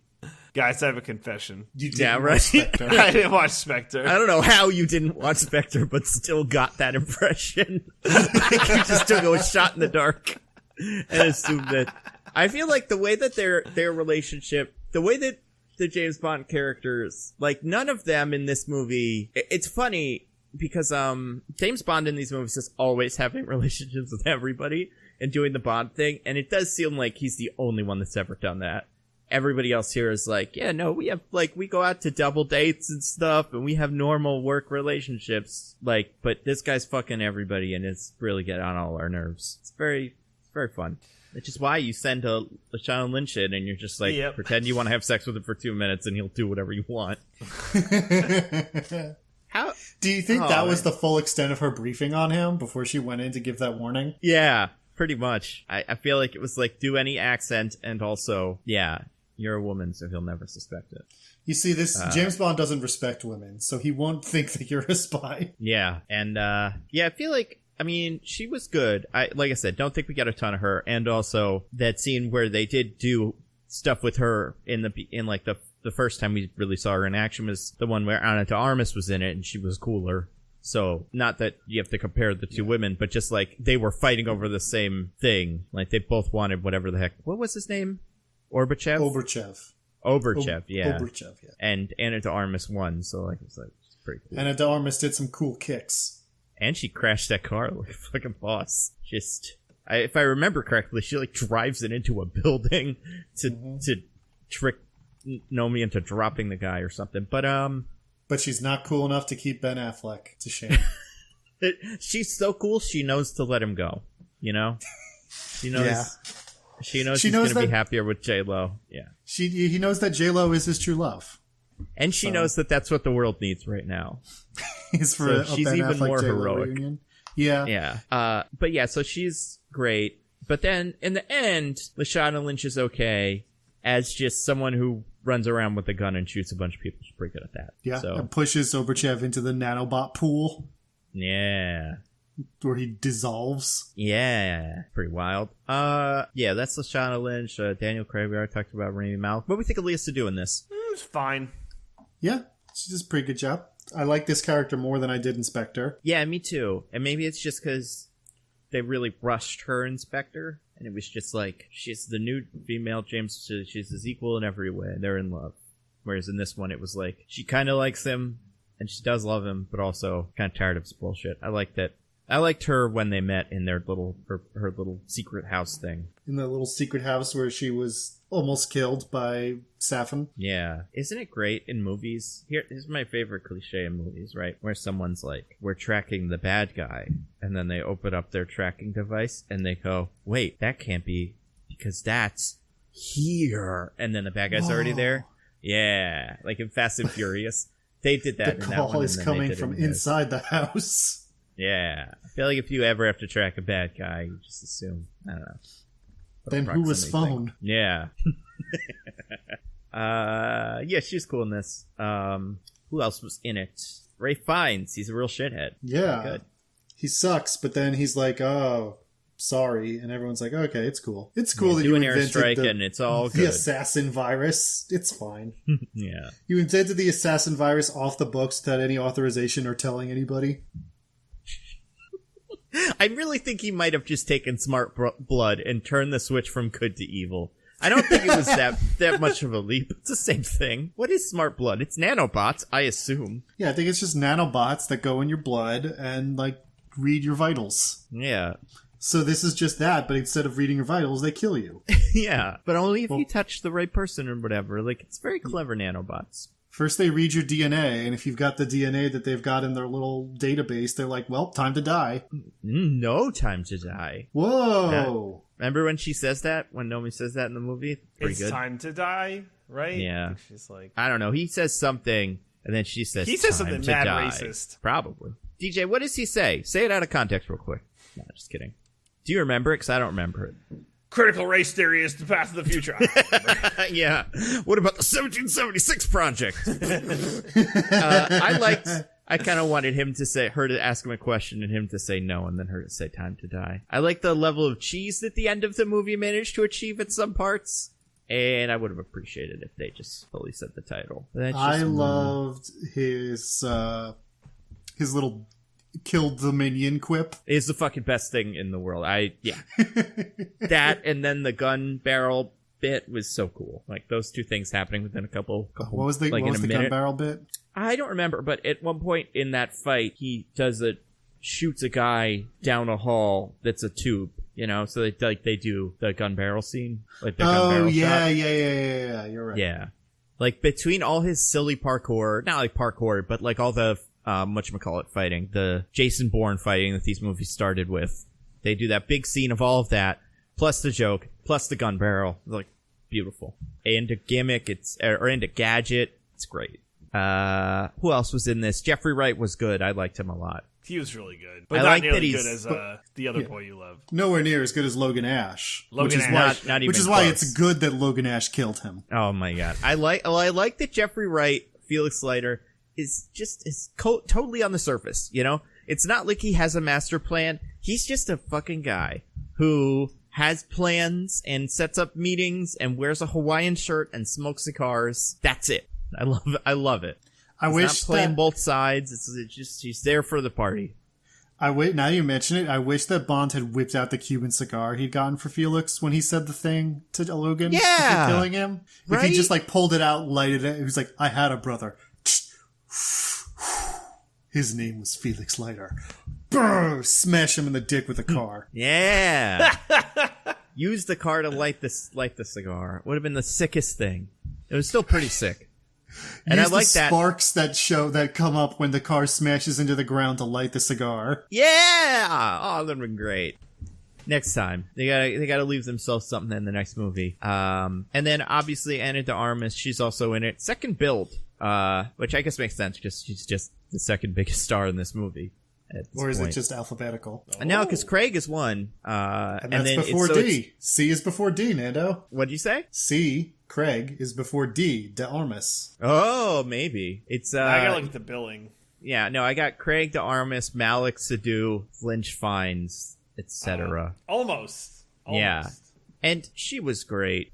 The end. Yeah, I mean, it's interesting that she has a, like, similar to Daniel Craig, like a very, like, muted performance, but, like, there's a lot of emotion in there. You know, it's weird because, like, I felt really bad for her on the train scene, but I'm like, well, maybe she betrayed Bond, so I don't know how to feel. But in retrospect, like, give her a chance, dude. DJ doesn't know who Ana de Armas is. This is fun. Oh, shit. That's like, no, who do you think Ana de Armas is? No, I got it. Okay. Because she was Paloma, right? Yep. The one from whatchamacallit, Daniel Craig's friend from Knives Out. Right. I thought Ana de Armas was great. I was so confused when you started talking about how she had a muted performance. It's like, I don't know, man. She did kicks, shotguns, and said her lines. That's pretty much it. I thought, like... She, like, started stripping Daniel Craig, and then was like, whoops, nope, sorry. Yeah. That was great. She did that thing where he's like, don't look, and she's like, I will, though. And I'm like, yeah, go for it. Yeah, you get a peek at that. That big potato body with those, like, really messed up balls. Where do the kids come from? You know? Yeah, that's a good point. He has to have saved some sperm or something in a sperm bank. You think they're still, like, super puffy and swollen? I mean, they're fucking gone. Like, balls are, like, I feel like you could do what they did to his balls in Casino Royale to, like, someone's, like, legs and break the legs in half. Like, he is swinging a weighted thing at him. Fucking, yeah. Speaking from experience, you'd be surprised what balls can stand up to. Hey! I feel like if he... Yeah, I mean, so I guess he just has super balls of steel. Maybe that's what the smart blood does. It also repairs your balls, too. Because otherwise, it doesn't... I don't know. But yeah, she got to look at all that great stuff. Yeah, she was fun. I thought she was super funny. Like, you know, I thought... I like that it was like, first day on the job or whatever. Like, she had 3 weeks of training, DJ. Yeah. That was all very good. I like that she also is generally competent and enjoys this. Same as Felix Wright. Like, it's just that vibe for me in a James Bond movie is so fun. And then there's all the stuff with I'm secretly your daughter from some other villain from before. And it's good in this movie, but it doesn't work for me as well as all the beginning stuff with Ana de Armas and Jeffrey Wright. And obviously Logan Nash. Yeah. And Nomi. Like, I think LaShawn Lynch is good. And then the guy with the eye thing, he's pretty fun too. You know, the first time he showed up, I wasn't sure if his eye was supposed to look weird or if he just this actor just had a big weird eye and I was, being insensitive. And then his eye pops out of his head and I'm like, oh, okay. No. Right. No, I had the same thought. I was like, that's an interesting face for this man. But then it was actually that instead. It was a magic face. So that was pretty good. I like that he has the eyes, like, part of it. I kind of wanted it to also have a laser at this point. Like, that would have been really good.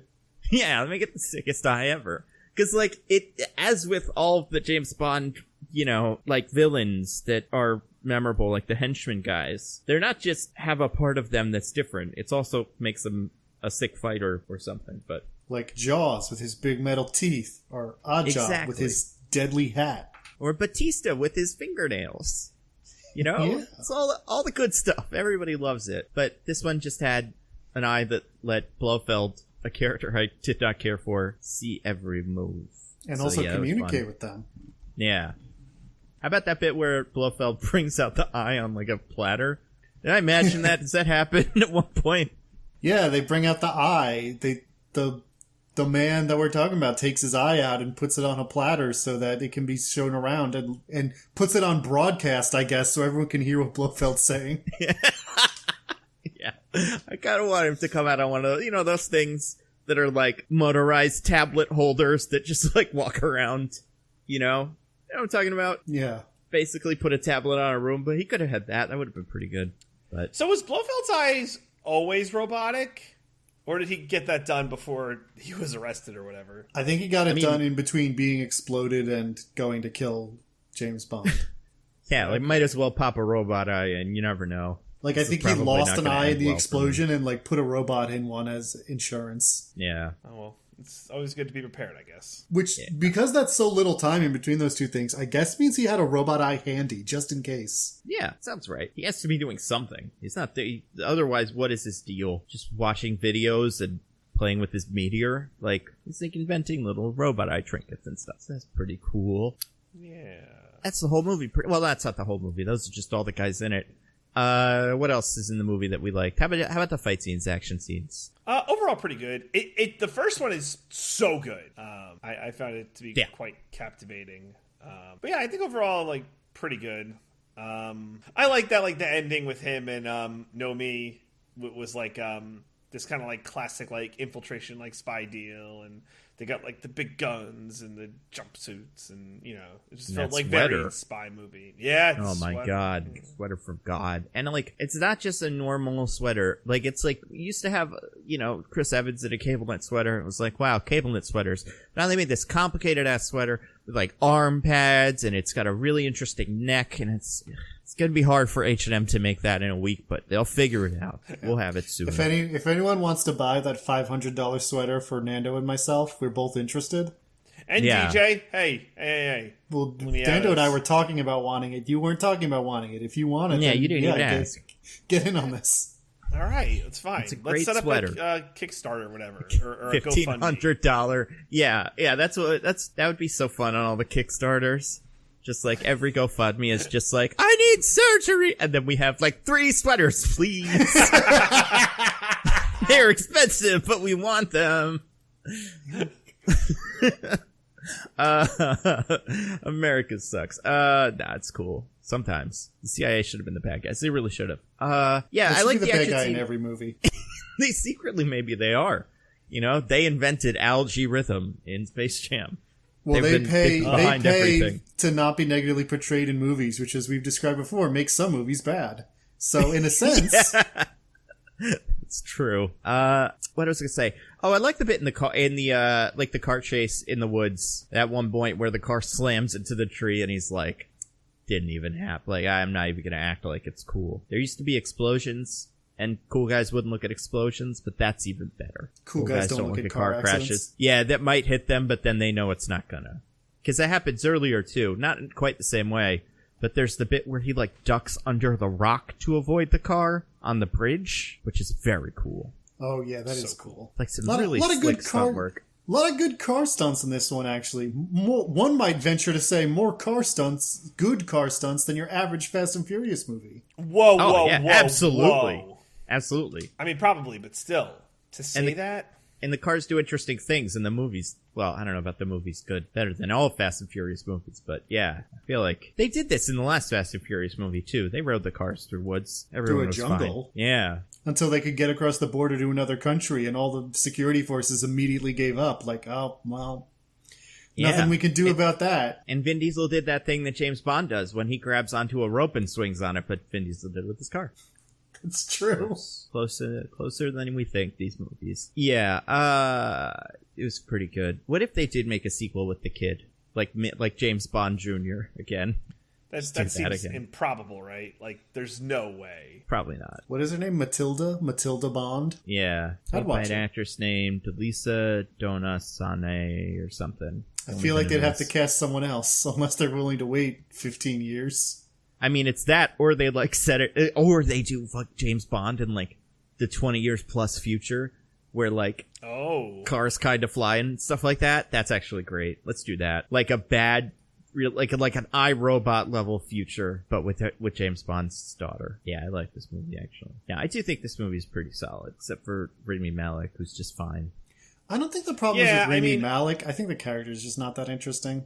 Agreed. Yeah. Oh yeah. I only say Savin is not that great. Rami Malek I think Rami Malek might be miscast in that role, because again, he's not even close to old enough, but also just as like the last James Bond villain, who gives a shit. Yeah, it kind of is a bummer.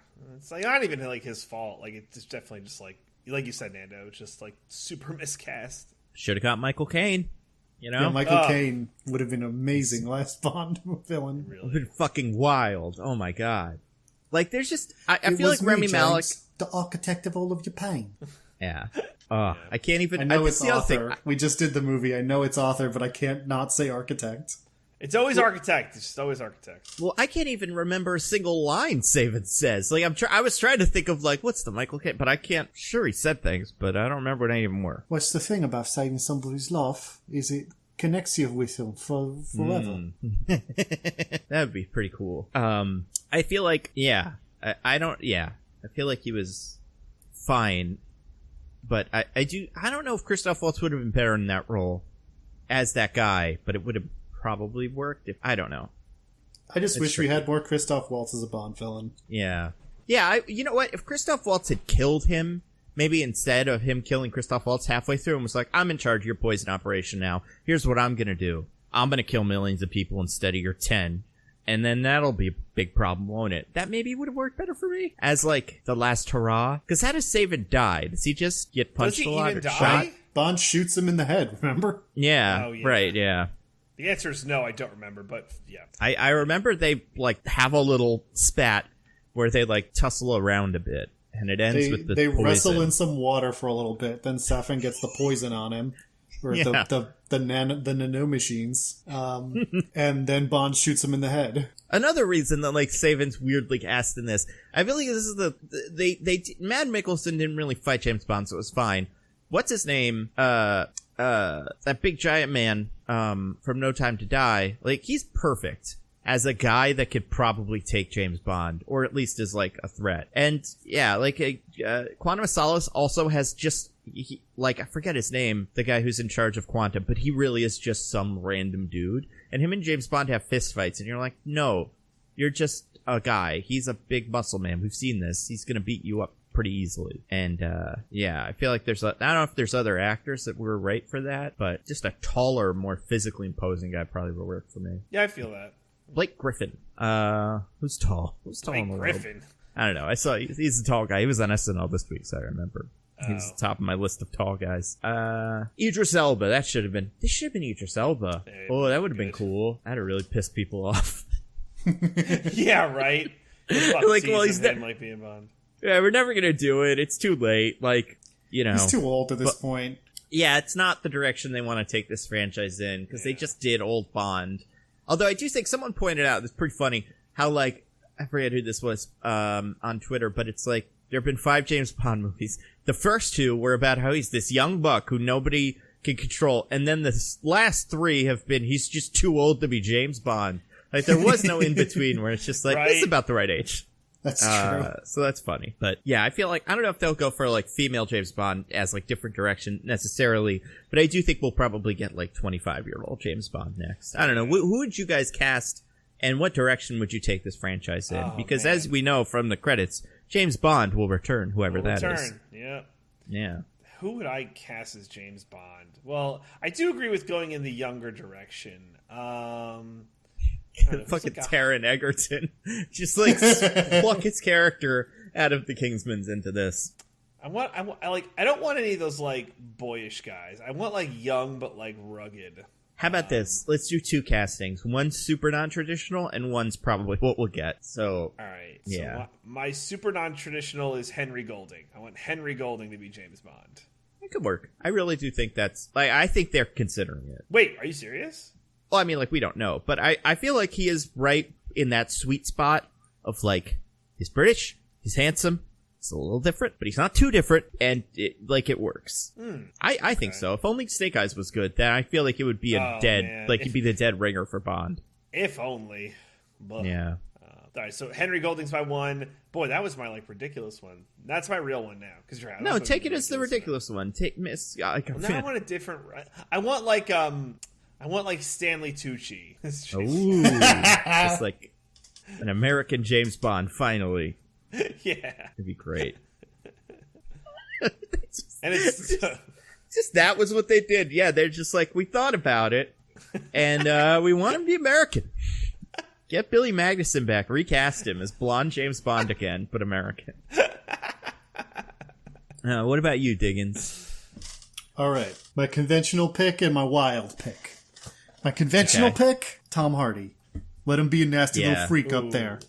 It would be fun. Boy, you really do stand him. He's good. I think he's a good. I think he's also one of the guys that's on the list. Honestly, I'm not sure how old he is as an actor, but I think he might be old. I'm guessing he's older than they'll want. But I do think he's that's the right kind of casting for what they're probably looking for. I'm pretty sure not too old for it is my wild pick, Daniel Kaluuya. Yeah. Oh, that's pretty good. I think that is a good pick. I think he'd be so good at it. I mean, you've seen him. Did you see Widows? Did either of you see Widows? Negative. I saw Black Widows. Very different.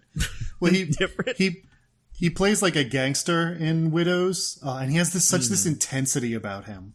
I've seen the clips of him in it. He is good. It's like he can. I mean, we've seen he has a huge range from Get Out, and then the Black other Panther. Black Panther, the other Judas and the Black Messiah. There it is. That's the name that I was thinking of. He's great in that. And I think he can just really pull, like, no matter what direction they're going in with these new Bonds, if they kind of stick in the more serious, like, stoic Daniel Craig direction, or if they want to go back to being a little sillier and more fun, like a Pierce Brosnan. Either way, I think he could do it. I think that's I do think that is, like Henry Golding, one they're probably seriously considering. Because I think they will, I think they go young, but I think they could also go non-white and grab either of those guys. You have more faith in Sony willing to cast a non-white person than DJ and I do. I don't see it. I have faith in their willingness to cast a pretty safe thing that they can also go like, you see what we did, guys? We did a good thing. Give us credit. But you're right. I feel like it's probably not going to happen. My serious Bond is an actor who is also named Tom, I believe.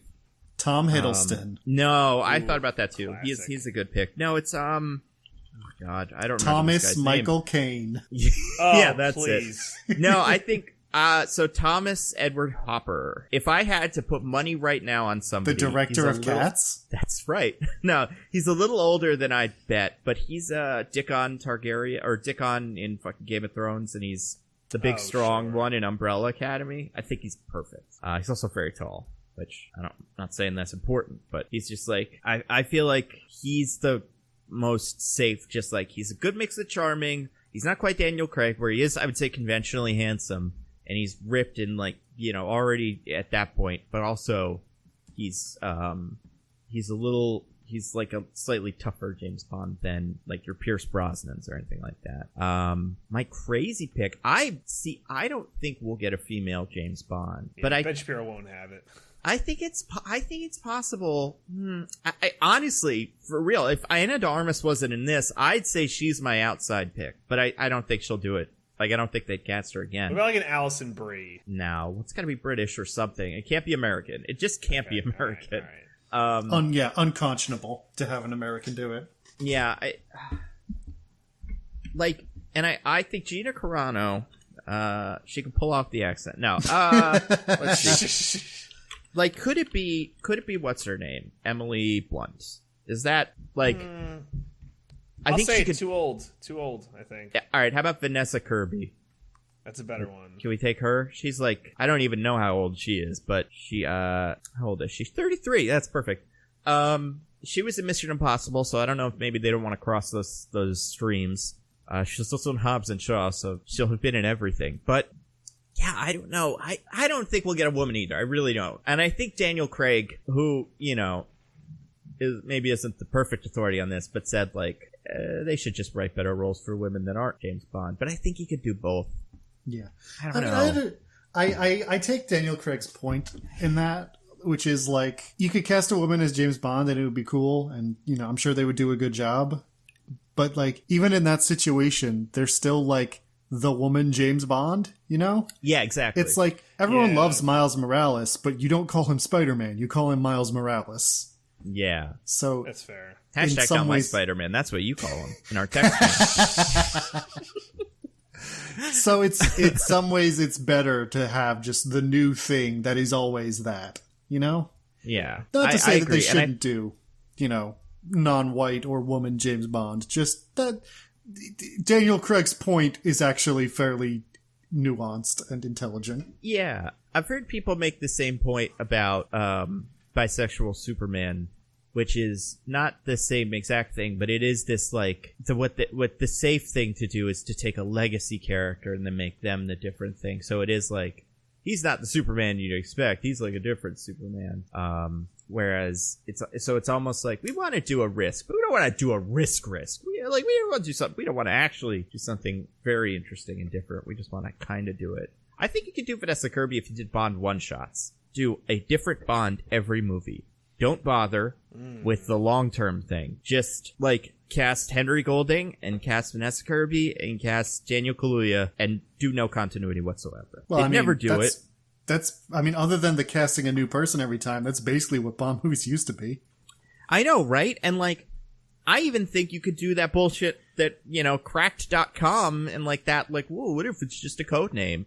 But, like, really do that, and then in the end, make a crossover movie where there's, like, 50 James Bonds. And it's Crisis all the different on Infinite James Bonds. Yeah. I feel like, and you could even bring back Daniel Craig if you want, but I don't know where they're gonna go with this. It'll probably be Tom Holland or something, but it should be one of these people that we've named. I'm just saying, after Uncharted, he'll be a cool, tough muscle man. No, Mark but Wahlberg he still will teach has him the the face secrets. of a 5-year-old. Yeah. I what if see he grew a those beard, though? Has he ever done that? I don't know, but I see those screenshots from Uncharted, and I'm like, this is disturbing to look at. I hate this. Is it Ben Platt disturbing? It's the opposite. Yeah, the opposite. It's what if the young was old instead of what if the old was young? I'm looking at a picture of him because I don't think he has ever had a beard, but they faked it, and it's not bad. I think it does make him look considerably older. Like, a lot. Here, I'll show you guys. I don't know if someone's also messed with, like, hold on a second. I don't know if somebody's messed with, like, the lines on his face, too. But if this is just him with the beard, I could see him as older if you just put a beard on this kid. But, yeah, I don't know. They say they're going to start the search in a year, which is a lie. They've definitely started it. But yeah, we'll probably find out in a year. They'll probably start filming in a year, right? They got to start cranking these out. That's been, like, weakness is they've been so, like, spread out with these. Yeah, but Bond has never been, like, a super, like, churning them out franchise. And until recently, the continuity, remembering what happened in the last movie, didn't matter. Now it does, but it's a mistake. Well, like, maybe that will stop. Fingers crossed, right? I guess it started as a churn them out because I'm looking at it now, and, like, the first, like, 6 movies came out in 8 years. Yeah, let's do it, baby. Let's get back to it. Back to our roots. Let's go. Bond every year. I do like, and I think the Fast and Furious movies may have lost this. I like the idea that it's just like, oh, look at that, 2021's a James Bond year. That'll be fun. I'm excited for it. I think they'll wear out their welcome if they try to do, like, churn movies out. I also think they could do period piece James Bond. Yeah. Like, I feel like enough people have clamored for it, and by clamored I mean tweeted about it. But, like, set the movie in the 60s and do that. I don't know, guys. Can you guys think of any high profile, like, franchises that started doing annual releases where it eventually became that everyone hated those annual releases so much that they cut back on them? Jackass?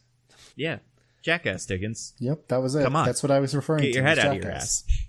No, what is it? What are you referring to? Because I can't tell. It starts with an S. Stark Universe. Yep, that's it. Stark Universe. It's the Dark Universe. Wait, what is it? Is it Spider-Man? It starts with an S and ends with a Tar Wars. Oh, yeah, that's true.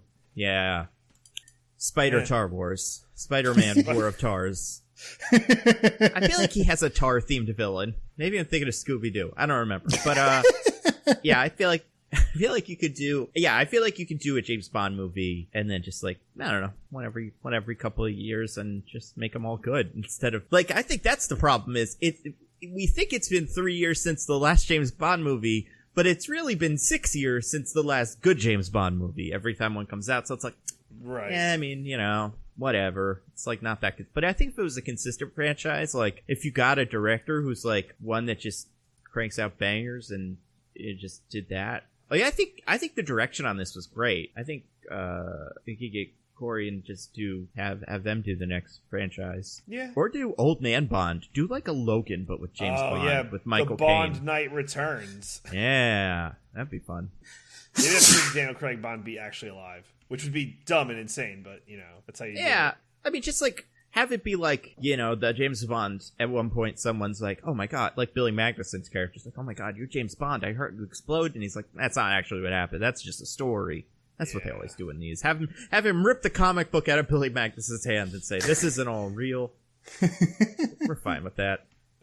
And it's like, how did you do it? Well, I know it looked like I got exploded, but what actually happened is... The smart blood. The nanomachines reformed me, much like Metal Gear Solid, into a different guy far away. Or they can do it like Sherlock, where a bunch of characters spout popular fan theories about how they did it. And then Bond goes, no, those are all stupid and you're morons. And then leaves without explaining.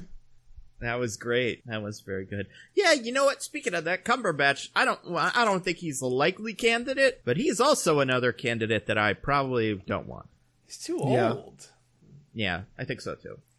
He's played every other British person of note, though, so...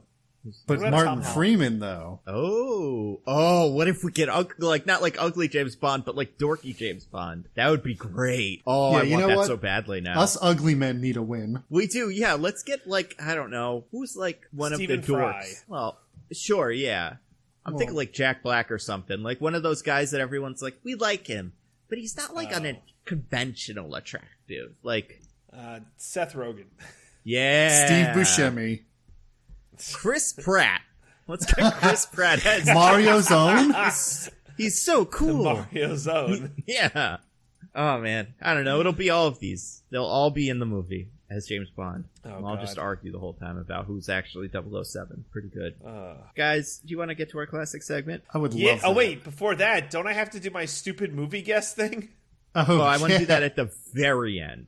Oh, I want people to not be tempted to just be like, I want to listen to the other thing. I don't want to have to skip through it. That is the last thing you're going to hear on this podcast. So Rex first. Rex first, yeah. Is that okay? Yeah, let's do it. Also, I have one more idea for James Bond real quick. Okay. So they said James Bond will return, right? But they didn't say how. James Bond stage musical. Get Tom Holland. Like Rogers. Exactly. Wait, like what? Like in Hawkeye, the Rogers musical. Oh yeah, exactly. And just that's it. And they're like, that's the new James Bond. Everyone go to New York. It's only in New York. And then go watch it. No West End tour for major cities. Nope. Just New York. Okay. It can be based off the one James Bond book they haven't made a movie of, James Bond in New York. Oh my god, this is perfect. Is that a real thing? Yeah. Wait, you really think that they do it in Broadway and not in West End? That's what I'm saying. It's in James Bond. It's only in Broadway because they don't want anyone to see it. But yeah, 007 in New York is a short story written by Ian Fleming.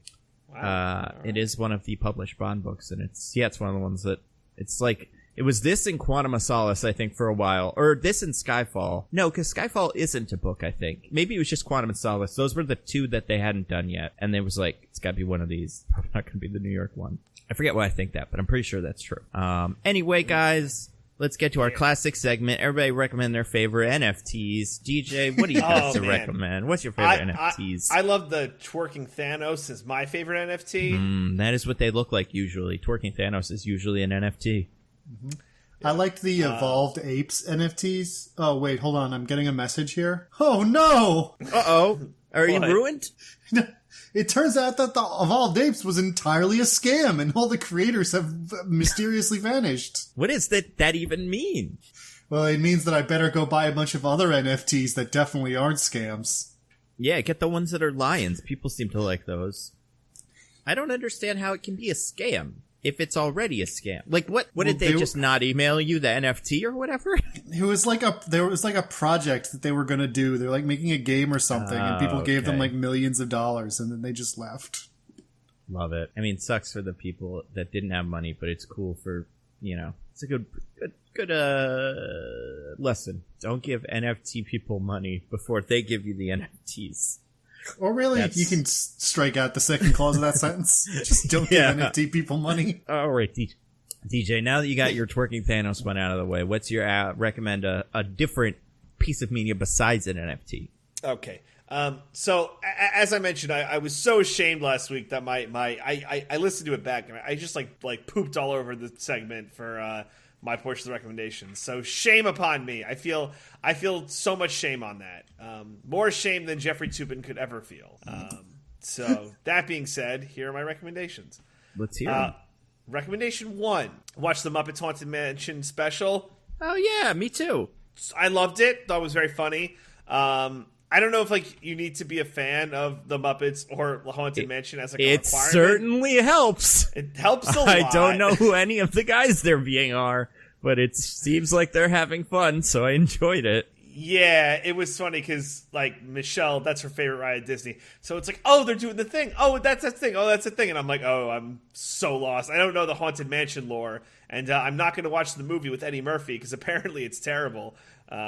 So yeah. Yeah, I had the same thought. I was watching the movie, and I was like, me and Hannah were like, why does Fozzie have teeth?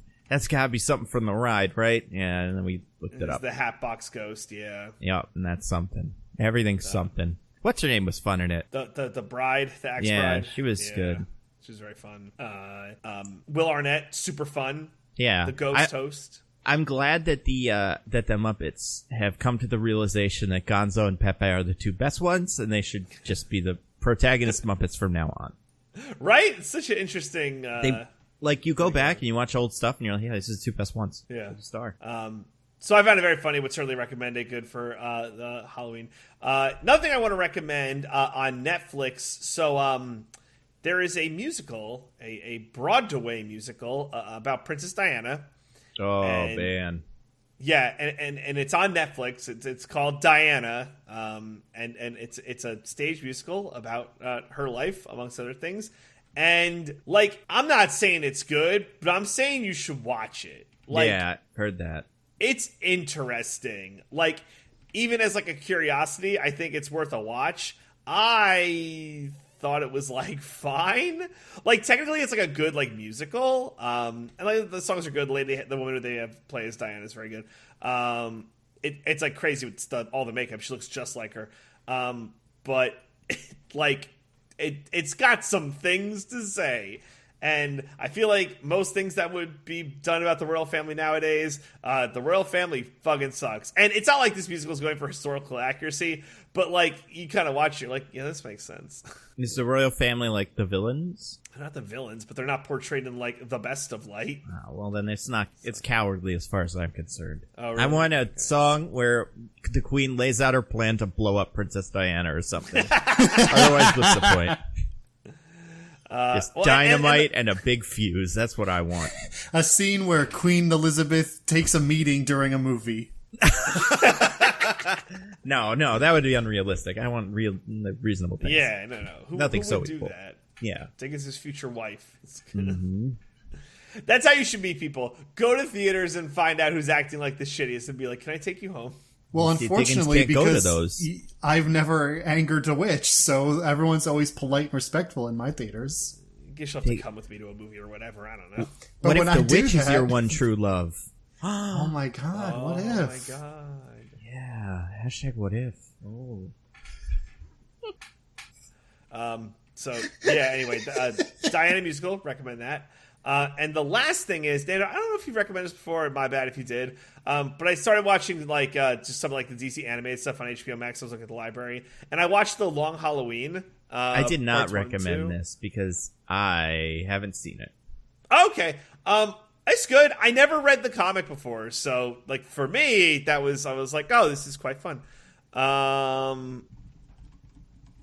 But yeah, like I like seeing Batman who's like, just like new Batman, and yeah. he's it's like year 2, right? It's like it's supposed to be kind of the sequel to year 1. Yeah, exactly. I thought it was like pretty good. So yeah, I would recommend. So yeah, it's on HBO Max. The Long Halloween Part 1 and 2, and it's a big old surprise if you haven't read the comics. I assume you read the comics. It's like, oh, look, the animated version of this. But yeah. Nando, are you excited for the Injustice animated movie coming out on Tuesday? Yeah, I haven't seen it because it's not something that you can find online. But if I had, it's not good. All the character designs are weird. Especially Nightwing, for some reason, is this insanely top-heavy monster man. Triangle. Yeah, and also they kill some characters in like not like in bizarre ways, because that's kind of what the book is. Although the book has a little bit more subtlety to it. And like this just like, well, this one died, isn't that? And like, and the characters forget about it. It's a real mess. That's what you would say if you had seen it online. That would be what I would say if I've seen it. Yeah, which I haven't. I would say The Long Halloween, I haven't watched the cartoon movie. The reason I never watched it is because, I hate the supernatural guy. Just kidding. He's probably fine in it as Batman. But, I don't like Long Halloween has a really specific, pretty cool art style. And when I heard they were making a Long Halloween cartoon, I was like, okay, they can do this one or two ways. They could just make it look like all the other cartoons, or they can do the animation, which is wild. And they did the first one. So I was like, not really hype on it. Like if you open up the Long Halloween book and just like look at it, it's the Joker is a wild design for the Joker. I'll find a picture. And I'm imagining from the images I've seen, that's not what it looks like in the cartoon, because he just looks normal, right? I mean, so like, you've played the Injustice games, right? Oh yeah. Well, no, that's not true. I haven't played them. I've watched all the clips. Like, because they're on YouTube, yeah. Yeah. I'm talking specifically about Long Halloween, though. Like, the art style of that. Here, I'll show you. I'm putting a picture. This is what the Joker looks like in Long Halloween. I love it. I liked how... It was weird. It reminded me a lot of the, like, the animated show. It reminded me a lot of the, animated series. The 90s animated series. Like, very sharp lines. Like, very square and boxy. But yeah, like I really think they got how like twisted the Joker was. How sick and twisted he is. Yeah, this is even before it was a society. This was when it was like a proto. Yeah, but yeah, I think they did it pretty well in my opinion. All right, I'd recommend it. There's people. Oh, what were you saying? No, it's fun. It's fun. Yeah, I've heard a lot of people recommending Young Justice this week because they have the new Young Justice. Which, speaking of things that maybe will come up next week, that it's going to be announced at Fandomi, and some people are like, watch that again. I didn't watch that, but I watched something else on HBO animated, like DC, and I don't remember what it was. So, not an amazing sign. But yeah, is that it, or do you have other recommendations? Nope, that's it. I feel good for making up for like my awful performance last week. So yeah, Muppets Haunted Mansion, Diana the Musical, which is on Netflix, and Long Halloween's Part 1 and 2 on HBO Max. And I guess I should mention the Haunted Mansion thingy is on Disney Plus. So got a widespread. Cool. Diggins, what about you? What do you have to recommend? I got a few things here. First of all, I watched Squid Game, so I'm just going to second Nanda's rec of that real quick. It's extremely good. You should definitely watch it. If you're like me and sometimes feel averse to watching the popular thing because you like being a contrarian, you watch this one anyway because it's good. Then for my more full-fledged recs, I got two ones this week. First of all, you guys know that movie Lamb I've mentioned? Yeah, did you see it? Yay! I did see it. I did see it. I wanted to go this week. How was it? It's... Man. Man. I had a great time. Cool. Now, here's what I say. It's mostly a really good movie. Or it's just like, it's mostly the movie it looks like, where it's just kind of this slow sense of dread over this kind of actually quite muted sort of family drama thing that is interesting and I was enjoying. Then it ends. And it's... I can't remember the last time I was so surprised by an ending. I don't even trailer we talked about, the one with that title that's weird, probably that, right? I guess, yeah. That's the last time I was so surprised by an ending. But I don't want anyone who... The way my friend I saw it with put it is, if somebody asks me if this movie is good, my answer is, if you saw that trailer and wanted to watch the movie, go watch the movie. Okay. All right. Nice. If you don't want to watch the movie, then just ask me and I'll tell you how it ends, because it's fucking wild. Nice. My other big rec for this week is I've been playing a little video game called Metroid Dread. Oh, how is it? I've been eyeing that Switch. One. It's really, really good. It's real. Oh, that's good fantastic. To hear. It's that's awesome. It's the first non-remake mainline Metroid game since 2002, I think. was when Fusion came out. Yeah, I think that's true, right? Yeah. Yeah, I mean, they've done the Metroid Prime games in that time and a couple remakes, but this is the first one in, like, the mainline series since then. It's, 2.5D, where it's like 3D models in a 3D environment, but you're only moving in 2D. So it's like an old school 2D Metroid, like Super Metroid, and it is like, it's not doing anything particularly new in that genre. It's just they've taken 2D Metroids and they just made an incredibly good one. Nice. There's so much cool stuff in it. It flows super well. A lot of the like new stuff they give you is really cool. Like Samus, one of the early upgrades you get is Samus gets a flash step where you can just like dodge really quick, and it's super cool. And a new mechanic that was kind of in the last 3DS one I never played because it was a 3DS game that came out after the Switch. You have a counter. Like, some enemies will attack you with certain attacks that you can counter, and then if you attack them, they just instantly die. And that feels really cool. And it's just, oh man, it's so good. You should definitely, if you like Metroidvanias in general, and especially if you like Metroid in particular, absolutely play this one. It's fantastic. Nice. Cool. Nice. Right. How much is it? Not that I don't care. I'm just curious. It's full 60? Standard video game 60. Yeah. Or not the new PS5 70. Woo. No, it's we're not living in the future quite yet.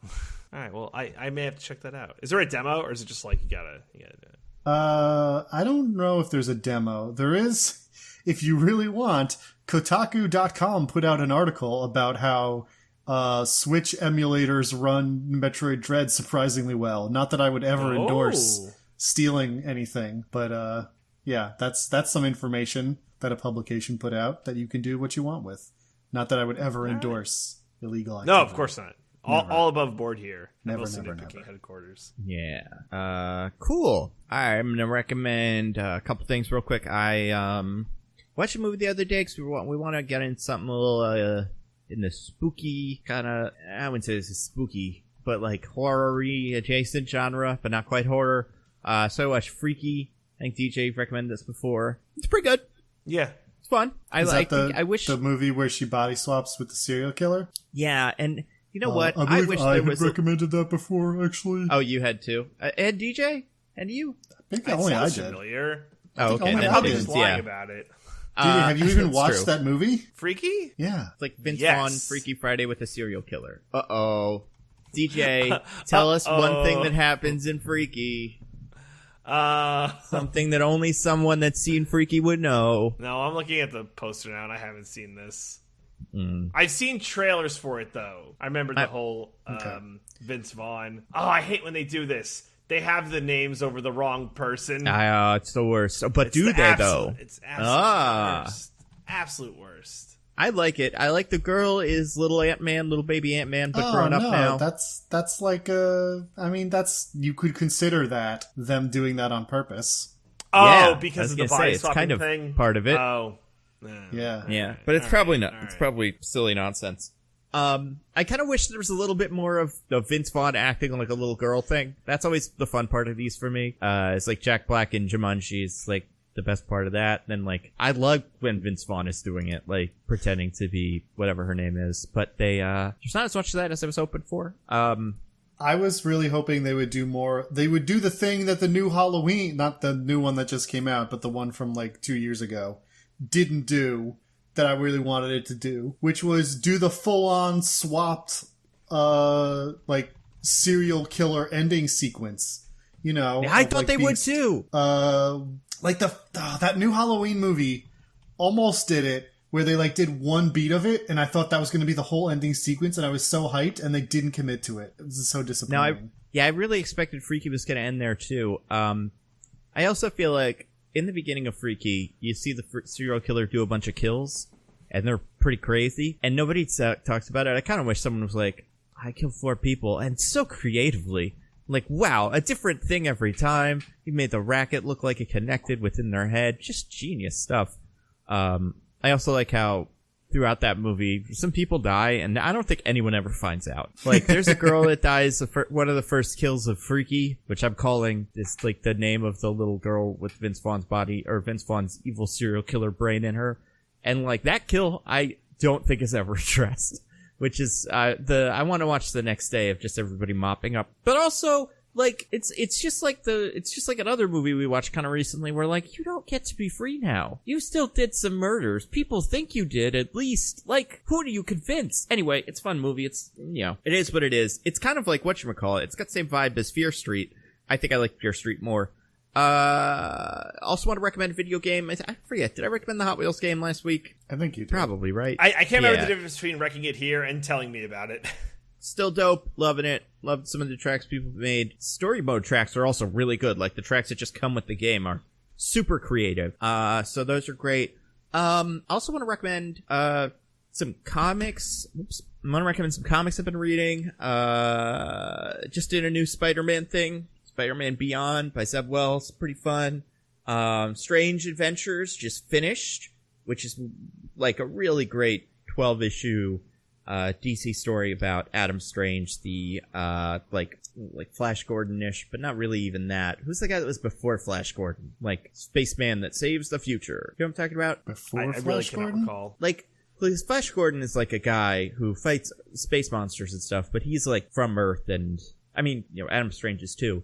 But who's that other guy that's like an old school space adventure guy? I don't know. I don't know who you He's mean. like that guy. Yeah, I feel like I said it when I was at the comic book store. I was talking to someone there, and I was like, it's not this guy. It's kind of Flash Gordon. And I realized after I got home I was wrong. It's actually more that other guy. But anyway, John fun Carter story. of Mars? No, he's kind of in between John Carter and this guy, and Flash Gordon. I'm gonna just go Space Pulp Heroes, see what comes up. Because it's like, he's one of those. Buck Rogers, that's who I'm going for. He's a real Buck Rogers type. But yeah, so anyway, it's a great movie, or it's a great book. It's very, I know Buck Rogers seems like silly, but it's very adult, in themes, basically about what if Buck Rogers maybe committed a war crime and no one could quite figure out what happened. You spend a lot of time in the past and then time in the present, and it's just really interesting. Other thing I read, I'm doing a video about some of the DC movie, or, excuse me, that's not even close. The Marvel movies that should be good if they follow the good comics that they're all based on. So, and then like shows, so stuff like Hawkeye and, you know, Moon Knight and stuff like that. I wanted to look at an old She-Hulk comic and like look at some older She-Hulk comics. So I started reading the old Sensational comics by Peter David. Those are okay. That's like where she started being self-aware, which is interesting. But then I went back to the Dan Slott She-Hulk run from like 2004, where she starts representing superheroes exclusively, and like she has a law firm for superheroes where she, you know, Spider-Man sues the Daily Bugle, and a ghost uses Doctor Strange to sue the guy who killed him, and it's a really fun series, and She-Hulk is really good in it, and I hope the show is like that. But yeah, a lot of my comic reading energy has been spent on that. So I would recommend and it's on the Marvel Unlimited app or whatever it's called, the She-Hulk run from, I think it's 2004 by Dan Slott. And there's two of them, and I've heard the second one's good too, but the first one's probably a better place to start. Yeah, and like, that's pretty much it. I've been playing The Outer Wilds, which we recommended last episode. I just haven't gotten far enough into it yet that I feel like I can like give it a full recommendation, but I like it. There's a lot of reading, but the exploring is great. We can talk about it off mic, but I'm interested in hearing what you have found out so far. Mm-hmm. Me too. I have to figure out what I found out. It's been like a week since I played it, but I feel like I've gone to all the planets and stuff and like looked at stuff and met people. So I feel like I've made progress, but definitely not quite there. Yeah. Next week. Squid Game? Squid Game. Maybe Squid Game and Fandomy. Maybe some horrible movie that I dig up and force them to watch. Who knows? Yeah. I really want to talk Squid Game. I mean, I think there's a lot to nitpick. There is. And my goodness, the last time we did a show, it's been forever. Yeah, we didn't like nitpick like WandaVision, right? We just kind of talked about it every so often. Yeah. What was the last show we did? I guess Loki, right? Did we even like, I guess that was like, yeah, that got a whole half episode. That's fair. All right. So it's been so long. It's been a whole couple months. It's not going to be like Loki. I don't hate the ending of Squid Game. Really? Because a lot of people hate the ending of Squid Game. I think the ending is easily the worst part. Do you like the ending? I like parts of the ending. I that's fair. I like everything up until the very ending. Like the last 20 minutes. But we'll talk about it. And then, yeah, I think we'll have to cover some of the DC Fandom-y news. And I'm sure there'll be something interesting and a lot of stuff that's fine. We're getting a Batman trailer probably, so that'll be fun. Is that movie actually coming out next year? That's what they say. They got Lego sets now, so like that's usually the last thing that happens before the movie actually comes out. All I want to talk about is Morbius. Yeah. What if he made an appearance at DC Fandom-y, though? Like, what if it was like, by the way, they didn't want me at the Marvel one, so here I am, Morbius, the living vampire. January, baby. Thing is last year with Fandom, where it's like, we have the kids dome and the animated dome and all the different domes. I haven't seen anything about that. I've been trying to find the schedule because it's tomorrow, and like I want to do like a live stream maybe or something, but I haven't. I know it starts at like 1 Eastern, I think. But besides that, I don't know how long it's going to be, and you know what else will happen.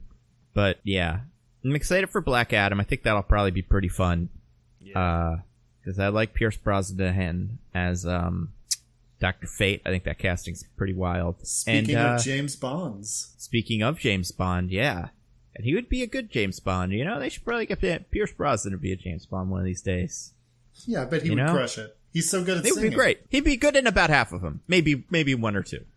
It would be a rocky end to that character. He would be a Bond who is fairly decent at the character, but isn't really able to rise above the material. So when his movies start becoming stale and a little too goofy and silly, that he would really be let down by them and wouldn't be able to save them. You know. To be fair, he can windsurf though, so it's like some good, some bad. Yeah. So yeah, I'm looking forward to Fandom-y.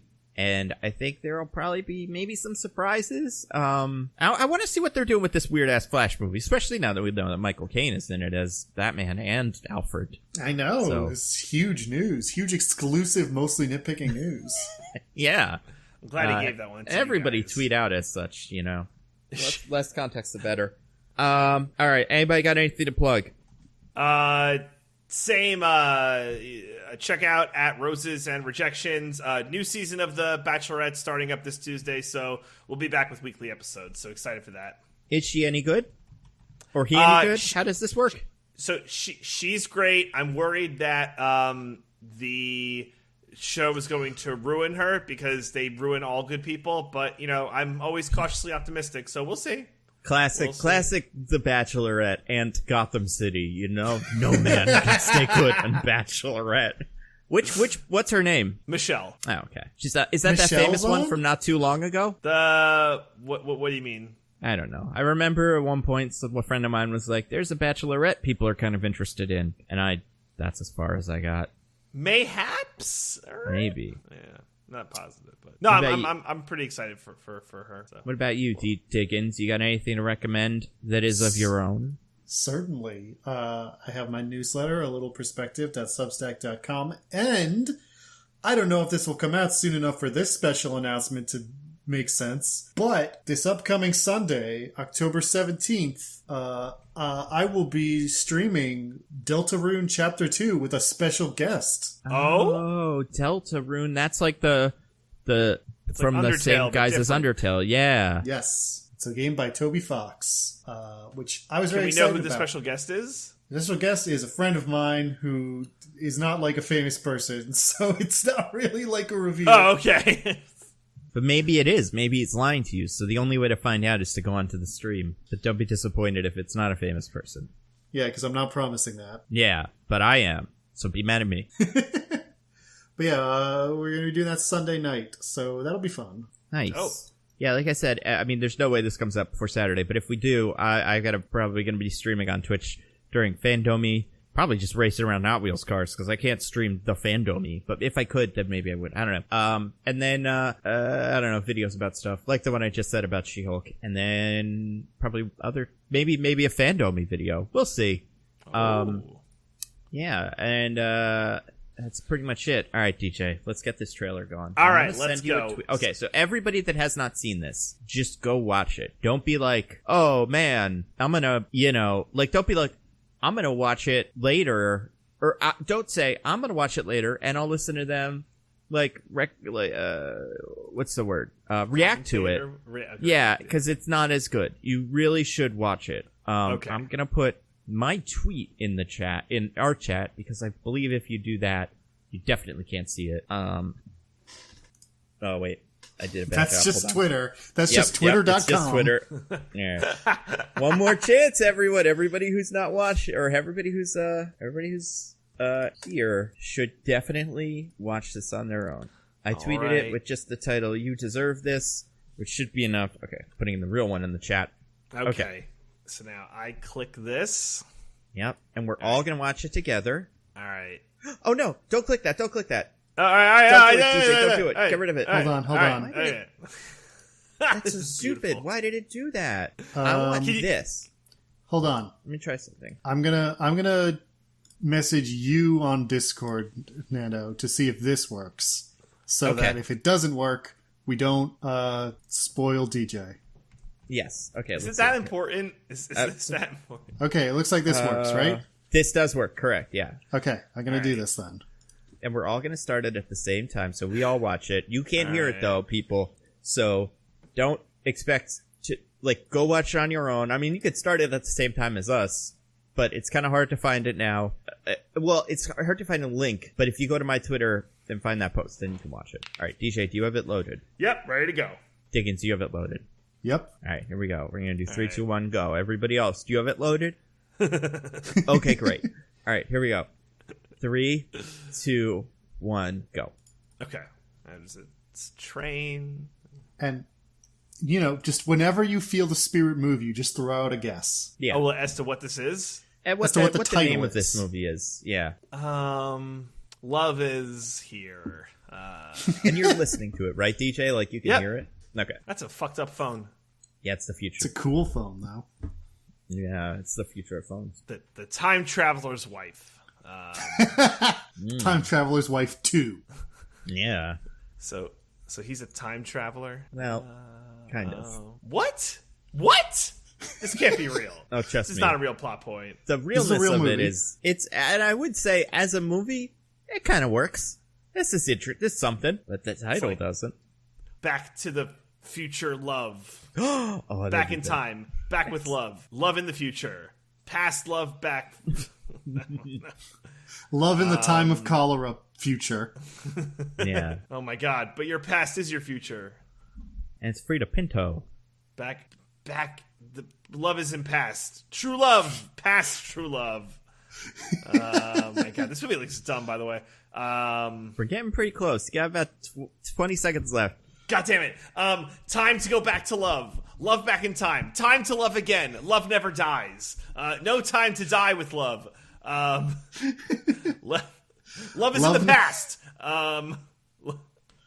Love is now. Here we go, love. DJ. All right.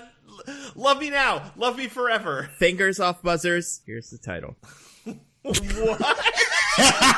Needle in a time stack. Needle in a time stack. What? What the fuck? What the fuck? Yeah, that's what the movie is called. Now it's a book, so that's why it's called that. Wow. Needle in a time stack. Yep. That's the stupidest name I've ever heard. I'm sorry. You guys want to hear something crazy? It's out today. Wait, really? Oh my god. Yeah, it released today. Okay. Guys, we're doing Needle in a Time Stack next week. Maybe we will. No. It's rocking a solid 43 on Rotten Tomatoes. Yeah. I have a question. Yeah? What is a time stack? Because I know what a haystack is. I don't know. Well, then you know what a time stack is. It's like a haystack instead of time hay, instead of time. Oh, okay. It's just a bundle of time. You have times by the bundle, and you lost your needle in that bundle of time. Yeah, it's hard to find a needle in a haystack, but man, imagine a time stack. That would be worse or better. Well, it's interesting is needle in a haystack. Haystacks are like needle-like, So it's not like it's, needle in a, I don't know, gummy bear stack. Like, you might find that pretty quickly, but right, that's true. Yeah, time is. So maybe you would find a needle in a time stack pretty quickly. Yeah. Oh my God. Isn't this a fun movie? That tweet, by the way, I just want to read the tweet. It's very funny. Puts a soft finger on your lips. Just watch this trailer without knowing the title and let the feeling move you. Which, by the way, if you're listening to this, it's too late. But aren't you glad that you did do that, I guess? Mm-hmm. Yeah, I was. I was certainly glad I did that. I was so glad. I think it's a great movie, probably. And that's why we're going to do it next see week. It. No, would be please bad. Don't do that to me. I mean, I might watch it now, but probably it's not good, so we'll probably just be like, yeah, he didn't do a good job going back into the time stack. I have, negative interest in this movie, so... Yeah, I don't think the movie's gonna get better than that title, so... That's true. Unless... That's the problem. Unless someone says during the movie, whatever the main character's name is, John, this is like trying to find a needle in a time stack. And then maybe I would be like, oh my God! Yeah, it would be great if they really did work that in. The time travel technology was called the time stack or something, and then you had to have a device that was like an acronym for the word needle, and it's like, all right, put on your needle and get in the time stack. It's just that his time travel goes wrong because Orlando Bloom puts a needle in his time stack. Oh my God, what a villain he is! I thought he was a cool guy, but he is a villain. Also, wild to see Orlando Bloom in a movie where for the whole trailer I'm like, this is Luke Evans. It's gotta be Luke Evans, but it doesn't look like Luke Evans. I didn't even know he did movies anymore. It's wild. Yeah. So there you go. If anybody has a movie that they think has a dumber title, please let us know. Yeah. And until next week, I am at Nando V Movies on Twitter. I'm at Zippy by Day. I'm at This Is an Odd Name. Goodbye, everybody. Goodbye. Woohoo! Bye. We love you.